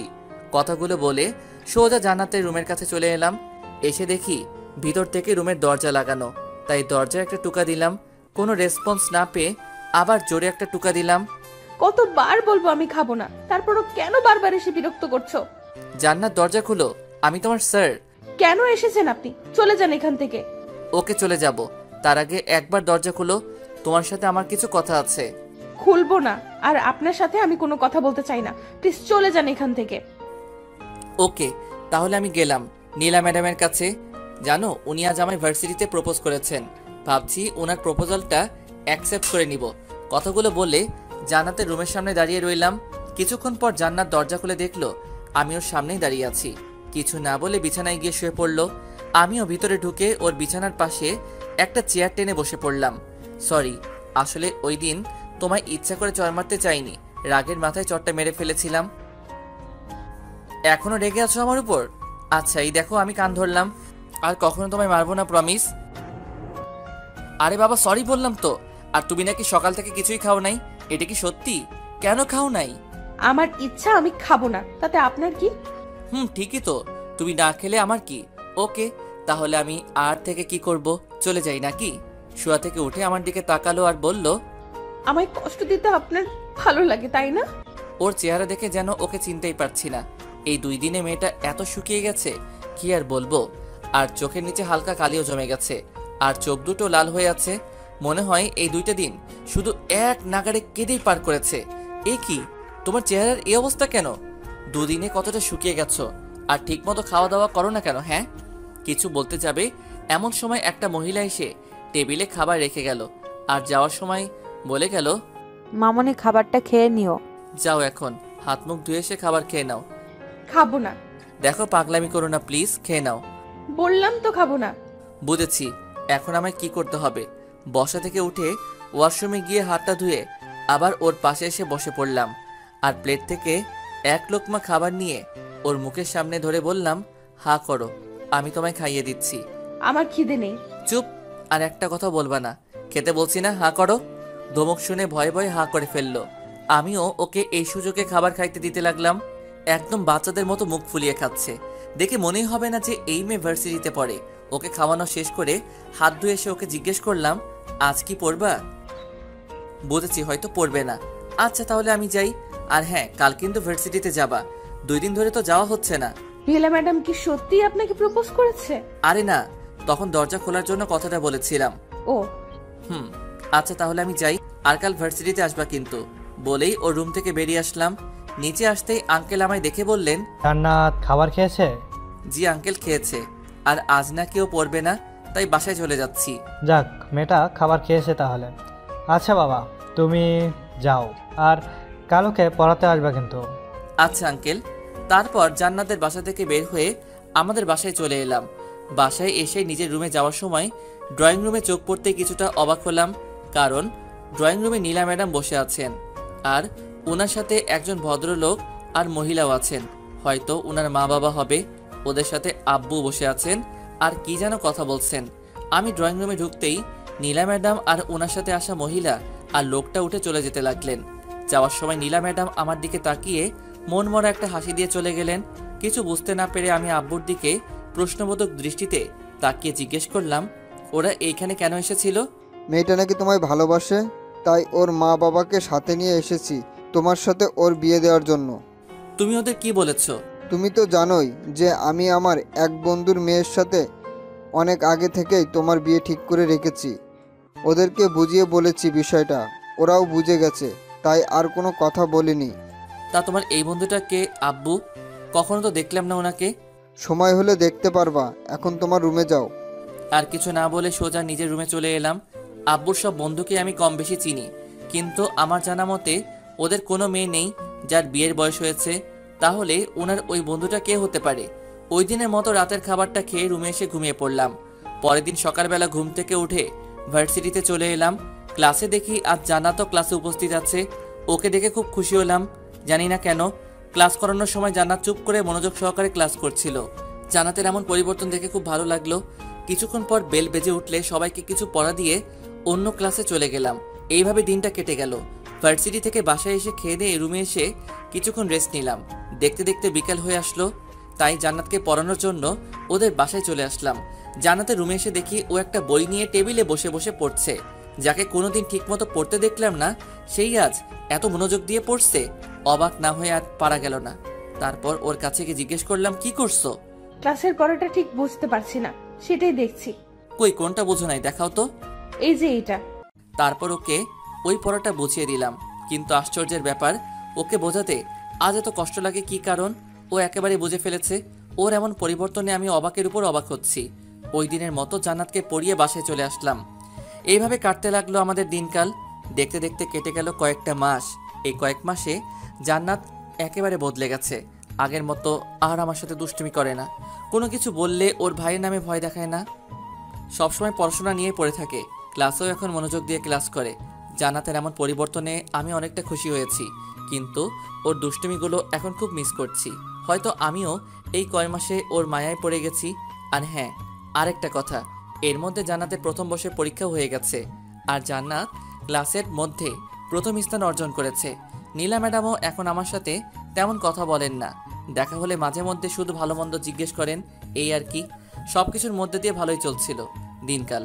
তারপর হঠাৎ একদিন রাতের বেলা টেবিলে বসে সবাই মিলে খাবার খাচ্ছি, এমন সময় আব্বু বললেন, তোমাকে তো আগে থেকেই বলে রাখা হয়েছে যে আমার বন্ধুর মেয়ের সাথে তোমার বিয়ে ঠিক করে রেখেছি আমি। এখন আমি চাচ্ছি তোমার বিয়ে দিয়ে বাড়িতে নতুন বৌমা আনতে। এত তাড়াতাড়ি বিয়েটা না দিলে হয় না? আর তাছাড়া তোমার মা সারাদিন একা একা বাড়িতে কত কাজ করে, একজন মানুষের দ্বারাই একা এত কাজ কিভাবে সম্ভব ভেবে দেখছো কোনো দিন? আর তাছাড়া আজ তুমি ভার্সিটিতে থাকাকালীন আমি বাসায় এসে দেখি তোমার আম্মুর শরীরটা বেশি ভালো না। শেষে ডাক্তার আনিয়ে জানতে পারলাম তোমার আম্মু প্রেশার লো হয়ে পড়েছিল। ডাক্তার কিছু ওষুধ লিখে দিয়েছে আর বলে গেছে বেশি কাজ না করতে। এখন এই পরিস্থিতিতে কি করা যায় তুমিই বলো? তাহলে একটা কাজের মেয়ে রেখে দিলেই তো হয়, সারাদিন আম্মুর সাথে কাজ করবে। আর কাজের মেয়ে রাখা গেলে অনেক আগেই রেখে দিতাম, কিন্তু বাইরের মানুষ কি কখনো এই বাড়িকে নিজের মতো করে দেখবে? তাই আমি চাচ্ছি তোমার বিয়ে দিয়ে বাড়িতে নতুন বৌমা আনতে। তাহলে তোমার আম্মুর কাজের কষ্টটা একটু কম হবে। কিন্তু কোনো কিন্তু টিন্তু শুনতে চাচ্ছি না। আমি যার সাথে তোমার বিয়ে ঠিক করে রেখেছি তাকেই তোমার বিয়ে করতে হবে। অন্য কাউকে বিয়ে করার কথা বললে আমরা তাকে মেনে নিব না। কিন্তু যার সাথে আমার বিয়ে হবে সে কে? তাকে তো কখনো দেখিনি, এমনকি চিনিও না। একজনের ব্যাপারে না জেনে শুনে তাকে বিয়ে করে ফেলবো? মেয়ে অনেক ভালো আর ভদ্র, আমার তাকে দেখা আছে, তোমাকে আর আলাদা করে দেখতে হবে না। তারপরও যদি... তুমি কিন্তু আমার মুখের উপর কথা বলা শুরু করে দিয়েছো। সরি। আর মেয়েটা ছোট থেকেই মা হারা, তাই আমরা চাচ্ছি তোমার সাথে ওকে বিয়ে দিয়ে একেবারে আমাদের কাছে রেখে দিই। ওকে, তোমার যেটা ভালো মনে হয়। এখন খাও, আর কিছুদিনের মধ্যেই তোমাদের বিয়ের কাজ শেষ করে ফেলবো। আর কিছু না বলে খাওয়া শেষ করে নিজের রুমে চলে আসলাম। সত্যি বলতে এই কয়দিনে জান্নাতের প্রতি আমিও একটু দুর্বল হয়ে পড়েছি, তাই বিয়ের কথা বলায় তখন আব্বুর কথায় রাজি হতে পারিনি। কিন্তু জান্নাত তো আমার ছাত্রী, ওর সাথে আমার কিভাবে? না, এইসব আর ভেবে লাভ নেই, যা হবার হবে। পরের দিন সকালবেলা ঘুম থেকে উঠে ফ্রেশ হয়ে নাস্তা করে নিলাম, তারপর রেডি হয়ে ভার্সিটিতে চলে এলাম। জান্নাতকে আজ ভীষণ খুশি খুশি লাগছে, জানি না কেন। এমনকি মেয়েটা ক্লাসেও সারাক্ষণ খুশি খুশি ভাব নিয়েছিল। আবার পরিবর্তন ঘটলো নাকি ওর? ভার্সিটি শেষে ওই দিনের মতো বাসায় চলে আসলাম। বাসায় এসে ফ্রেশ হয়ে খাওয়া দাওয়া করে রুমে এসে কিছুক্ষণ ঘুমিয়ে পড়লাম। সন্ধ্যাবেলা ঘুম থেকে উঠে হাত মুখ ধুয়ে জান্নাতকে পড়ানোর জন্য ওর বাসায় চলে এলাম। জান্নাতের রুমে এসে দেখি জান্নাত কি যেন ভাবছে আর একা একা হাসছে। মেয়েটা পাগল হলো না তো? ধ্যান ভেঙে সামনে তাকিয়ে আমায় দেখতে পেয়ে বসা থেকে উঠে দাঁড়ালো। দাঁড়িয়েছেন কেন, বসেন। কিছু না বলে একটা চেয়ার টেনে বসে পড়লাম। জান্নাত একটা চেয়ার টেনে আমার সামনাসামনি বসে পড়লো। আচ্ছা জান্নাত, একটা কথা বলি। জি বলেন। আজ তোমায় এত খুশি খুশি লাগছে কেন? আজ কি কোনো বিশেষ দিন যার জন্য তুমি এত খুশি? আজ আমি অনেক খুশি, তবে আজ কোনো বিশেষ দিন নয়, খুব শীঘ্রই সেই বিশেষ দিনটা আসতে চলেছে। সেই বিশেষ দিনটা কি জানতে পারি? না, এখন বলা যাবে না। ওকে থাক, বলতে হবে না, এখন বই বের করো। তারপর জান্নাতকে কিছুক্ষণ পড়িয়ে ছুটি দিয়ে দিলাম। জান্নাতের বাসা থেকে বের হয়ে আসতে যাব, এমন সময় ড্রয়িং রুম থেকে আঙ্কেল আমায় ডাক দিলেন। আমিও চুপচাপ ওনার সামনে গিয়ে দাঁড়ালাম। জি আঙ্কেল, কিছু বলবেন? এই নাও তোমার এই মাসের টাকা, কাল থেকে তুমি আর জান্নাতকে পড়াতে আসবে না। আমি কি ঠিক মতো পড়াতে পারি না আঙ্কেল, যার জন্য আপনি আমায় বিদায় করে দিচ্ছেন? আরে সেরকম কিছুই না, আসলে জান্নাতের বিয়ে ঠিক হয়ে গেছে, তাই তোমাকে তোমার বেতনটা দিয়ে দিলাম। বিয়ের পর তো আর তাকে অন্য মানুষের কাছে প্রাইভেট পড়ানো যাবে না। আঙ্কেলের মুখ থেকে জান্নাতের বিয়ের কথা শুনে আমি যেন আকাশ থেকে পড়লাম। আবার খুব কষ্ট হচ্ছে জান্নাতের বিয়ের কথা শুনে। হয়তো জান্নাতকে চিরতরে হারিয়ে ফেলবো। তাই বিয়েটা কবে হচ্ছে আঙ্কেল? সপ্তাহের মধ্যেই বিয়ের তারিখ নির্ধারিত করা হবে। বিয়ের কার্ড এখনও ছাপানো হয়নি, তবে ছাপিয়ে তোমার বাসায় অবশ্যই বিয়ের কার্ড পাঠানো হবে। তোমাকে কিন্তু বিয়েতে অবশ্যই আসতে হবে। জি আঙ্কেল, অবশ্যই আসবো। আজ তাহলে আমি আসি, ভালো থাকবেন, আসসালামু আলাইকুম। কথাগুলো বলেই জান্নাতের বাসা থেকে বেরিয়ে আসলাম। রাস্তা দিয়ে হাঁটছি আর জান্নাতের দুষ্টুমিগুলোর স্মৃতি মনে করছি। হয়তো আর কোনো দিন জান্নাতের সাথে দেখা হবে না, এমনকি ওর দুষ্টুমিগুলোও আর দেখতে পাবো না। খুব মিস করবো জান্নাতকে আর ওর দুষ্টুমি মাখা দিনগুলোকে। ভাবতে ভাবতে চোখের কোণায় কখন যে পানির ফোঁটা চলে এসেছে খেয়ালই নেই। ওই দিন রাস্তায় রাস্তায় ঘুরে বেড়াতে লাগলাম। বাসায় এলাম একদম শেষ রাত্রে। এসেই আম্মুর বকা শুনতে হলো, কিন্তু সেই দিকে আমার কোনো ধ্যান নেই, শুধু জান্নাতকে নিয়ে ভেবে চলেছি আমি। ওই দিন রাতের খাবার না খেয়ে ঘুমিয়ে পড়লাম। আম্মু অনেকবার জিজ্ঞেস করেছিল কি হয়েছে আমার, আমিও বলে দিয়েছি শরীরটা বেশি ভালো না, তাই খাবো না। এইভাবে কেটে গেল আরও কিছুদিন। জান্নাত এখন সবসময় হাসি খুশি থাকে। একবার ভেবেছিলাম ওকে নিজের মনের কথাটা বলে দিব, কিন্তু তার হাসি খুশি চেহারাটা দেখে তাকে আর কষ্ট দিতে মন চায়নি। ওই দিন রাতে খাবার শেষে আব্বু আমায় ডেকে বললেন 2 সপ্তাহ পর নাকি আমার বিয়ে। আম্মুর কথা ভেবে আর আব্বুর মুখের উপর কিছু বলতে না পেরে আমিও বাধ্য হয়ে বিয়েতে রাজি হয়ে গেলাম। 1 সপ্তাহ পর ভার্সিটি শেষে বাসায় ফিরছিলাম। এমন সময় একটা পার্কের ভিতর চোখ পড়তেই চোখ আটকে গেল। দেখলাম জান্নাত একটা ছেলের হাত ধরে পার্কে ঘুরে বেড়াচ্ছে। হঠাৎ জান্নাতের চোখ পড়ল আমার দিকে, ছেলেটাকে নিয়ে আমার দিকে আসছে। আমি এই দৃশ্য দেখে আর ওইখানে দাঁড়ালাম না, চলে আসতে যাব। এমন সময় পিছন থেকে কে যেন বলল, স্যার একটু দাঁড়ান। দাঁড়িয়ে গেলাম আর পিছনে ফিরে দেখি সে আর কেউ না, জান্নাত। জান্নাত আমার কাছে এসে বলতে লাগলো, কি হলো স্যার, আমায় দেখে পালাচ্ছিলেন কেন? কই তোমায় দেখে পালাচ্ছি? আর তুমি যে এইখানে আমি দেখিনি। একদম মিথ্যা বলবেন না, আমি দেখেছি আপনি অনেকক্ষণ ধরে এখানে দাঁড়িয়ে থেকে আমায় দেখছিলেন। না, আসলে তুমি ভুল দেখেছো। আমি তো এইমাত্র এদিক দিয়ে যাচ্ছিলাম, এমন সময় তুমি আমায় ডাক দিয়ে দাঁড়াতে বললে। হতেও পারে, তা এদিক দিয়ে কোথায় যাচ্ছেন? এই তো বাসায় যাচ্ছি। তা তুমি এখানে কি করছো? আর তোমার সাথে এই ছেলেটা কে? অনেকদিন ধরে কোথাও ঘোরা হচ্ছে না, তাই একটু ঘুরতে আসলাম আর কি। আর ওর সাথে আপনার পরিচয় করিয়ে দেই, এ হচ্ছে আমার হবু বর। আর সানি, এ হচ্ছে আমার প্রাইভেট টিচার। আগে উনিই আমায় প্রাইভেট পড়াতেন। ও, অনেক মানিয়েছে তোমরা দুজনকে। কথাটা হাসি মুখে বললেও কেন জানি মনে খুব আঘাত পেলাম। মনে হচ্ছে কেউ চুরি দিয়ে কলিজা কেটে নিয়ে যাচ্ছে। স্যার, 2 দিন পর আমার বিয়ে, আপনাকে কিন্তু বিয়েতে অবশ্যই আসতে হবে। আচ্ছা, আসবো। এখন তাহলে আমি যাই, বাসায় একটু কাজ আছে।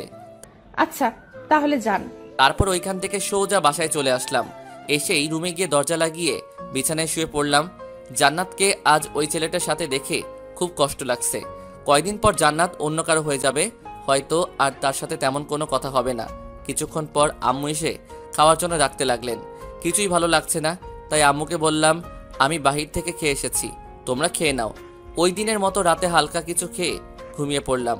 পরের দিন সকালবেলা ঘুম থেকে উঠে ভার্সিটিতে চলে এলাম। আজ জান্নাতকে ক্লাসে দেখতে পেলাম না, হয়তো ভার্সিটিতে আসেনি। 2 দিন পর তার বিয়ে, ভার্সিটিতে এসে কী বা করবে।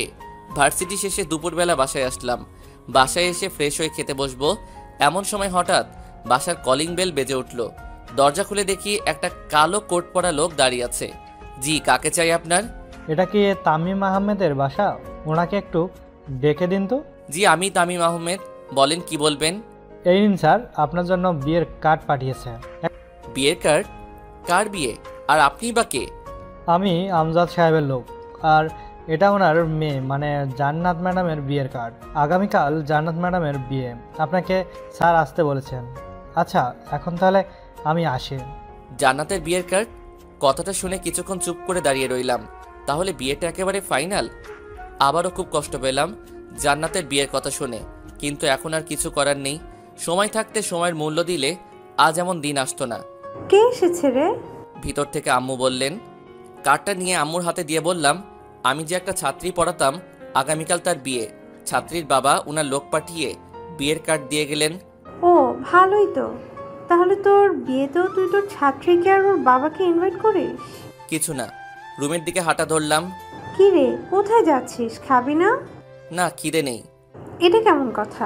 একটু আগেই না এসে বললি তোর খিদে পেয়েছে, আবার এখন বলছিস খিদে নেই। কি হয়েছে তোর বলতো? কই কি হবে, কিছুই হয়নি। তাহলে খাবি না কেন? এখন ভালো লাগছে না, একটু পরে খাবো বলেই রুমে চলে এলাম। রুমে এসে বিছানায় শুয়ে পড়লাম আর ভাবতে লাগলাম, জান্নাত তো আমায় ভালোবাসে, তাহলে ও কেন আমায় ছেড়ে অন্য কাউকে বিয়ে করছে?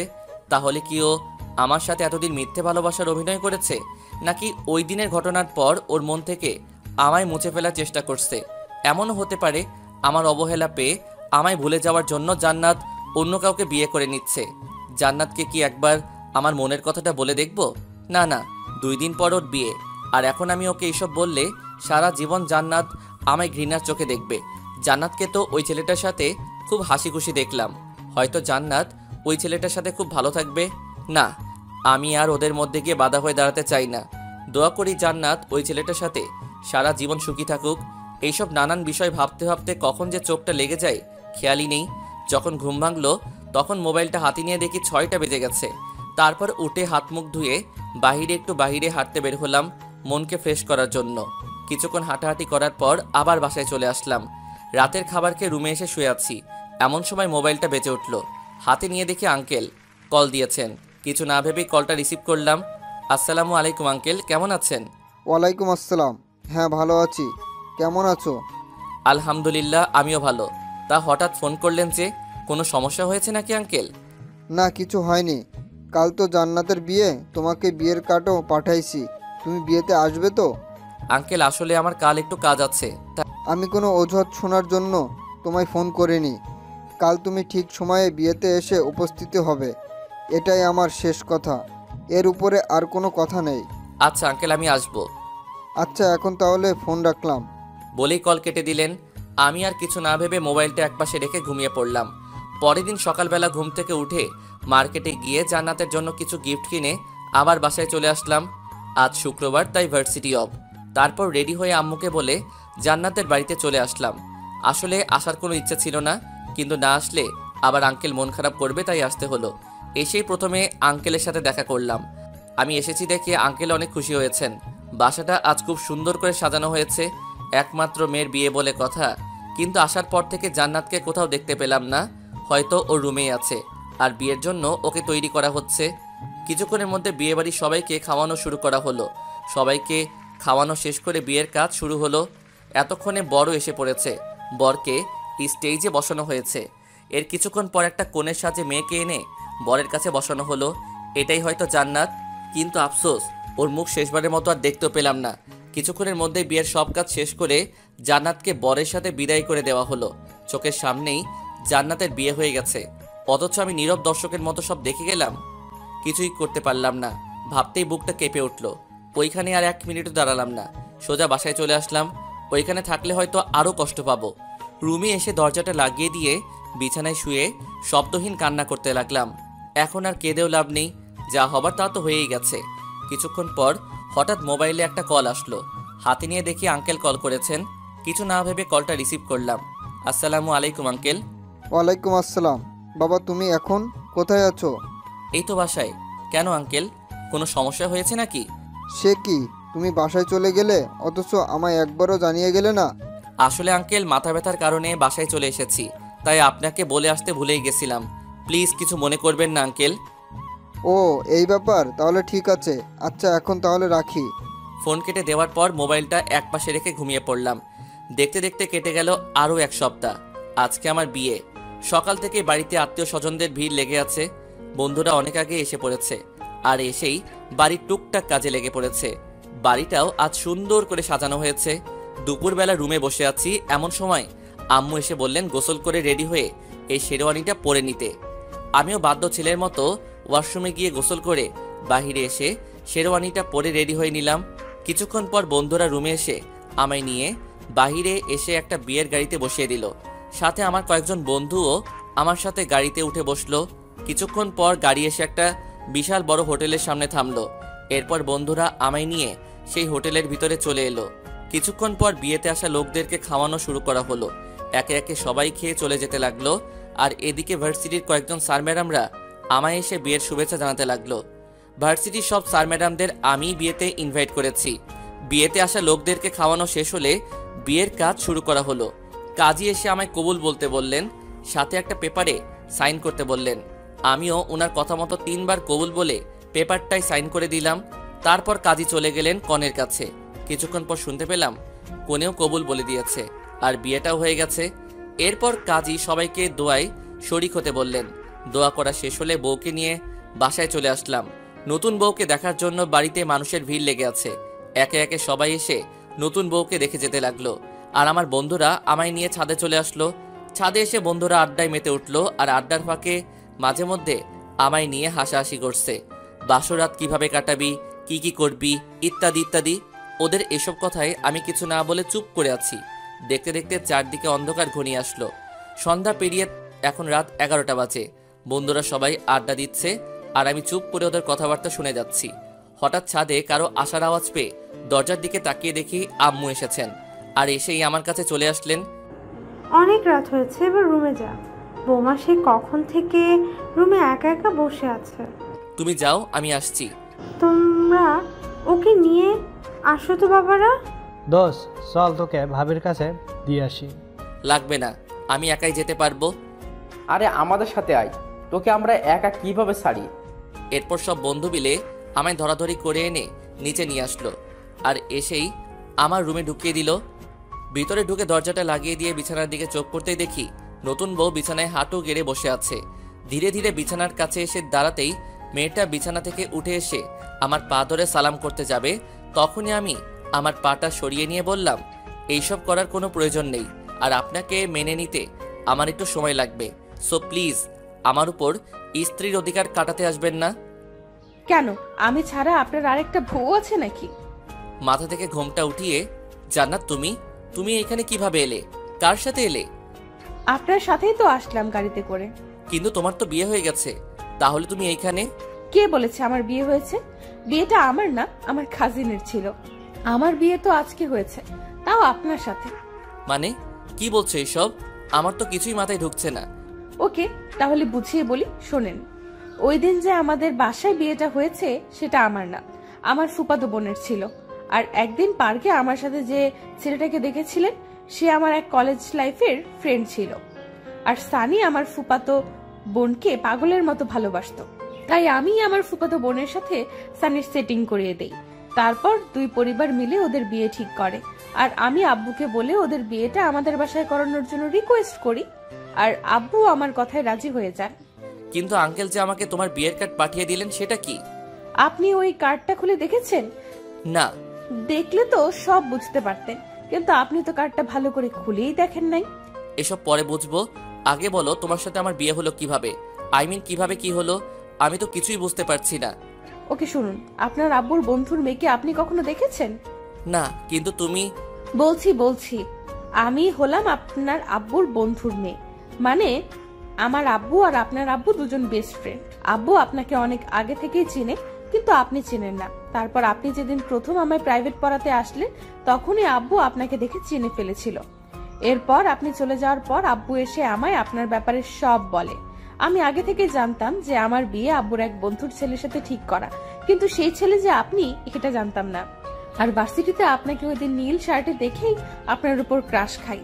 তারপর আব্বুর থেকে আপনার ব্যাপারে সব শুনে আপনাকে মনে মনে ভালোবাসতে শুরু করি, আর আব্বুকে নিষেধ করে দেই যে আপনাকে যেন এই বিষয়ে কিছু না বলে। কিন্তু আপনি একটা আস্ত বোকা, কিছুতেই আমার ভালোবাসাটা বুঝতে চান না। তাই তো আপনাকে আমি সব সময় ভাইয়ার ভয় দেখিয়ে নিজের বশে রাখার চেষ্টা করতাম। আর ওই দিন আপনার হাতে চড় খেয়ে আমি খুব কষ্ট পেয়েছিলাম। তারপর আমি এই সিদ্ধান্ত নেই যে আপনাকে এখন থেকে সব সময় অবহেলা করে যাব। এতে যদি আপনি আমার ভালোবাসাটা বুঝতে পেরে আমায় ভালোবাসি কথাটা বলে দেন তাহলে আমি সব মেনে নিব, কিন্তু আপনি কিছুতেই বললেন না। তাই অবশেষে আমি এই প্ল্যানটা করি। এতে আব্বু আমায় হেল্প করেছে। তার মানে তোমরা সবাই আমায় নিয়ে এতদিন গেম খেললে? জানো তোমার বিয়ের কথা শুনে আমি কতটা কষ্ট পেয়েছিলাম? ও মা, কেন? কারণ এই কয়দিনে আমিও তোমায় ভালোবেসে ফেলেছি, কিন্তু তোমার বিয়ের কথা শুনে তোমাকে আর কিছু বলার সাহস পাইনি। যদি তুমি আমায় ভুল বোঝো তাই। নিজেই শুধু কষ্ট পেয়েছেন, আমি পাইনি মনে হয়। ওকে, তুমি বেশি কষ্ট পেয়েছো। এবার কি আমরা সবকিছু ভুলে নতুন করে জীবন শুরু করতে পারি না? ওকে, তবে আমার একটা শর্ত আছে, সেটা আপনাকে মানতে হবে। কি শর্ত? এখন থেকে আমায় অনেক ভালোবাসতে হবে, কখনো কষ্ট দিতে পারবেন না। আমার কানের কাছে ওর মুখ এনে এখন থেকে তোমায় অনেক ভালোবাসবো, কখনো কষ্ট দিব না, প্রমিস। তাহলে এখন শুরু করি। কি? ওই যে বাসরাতে মানুষ যা করে। কি করে? দাঁড়ান দেখাচ্ছি। তার আগে আপনার পাঠক পাঠিকাদের বিদায় করেন, না হলে কিন্তু আমি ভাইয়াকে ডাক দিব। থাক, আজকে আর ভাইয়াকে ডাক দিতে হবে না, আমি এদেরকে যেতে বলছি। ভাইয়া আর আপুরা অনেক তো শুনলেন আমাদের কথাবার্তা, এখন কি আমাদের শান্তিতে বাসরটাও করতে দিবেন না? গল্প এখানেই শেষ, এখন আপনারা যেতে পারেন।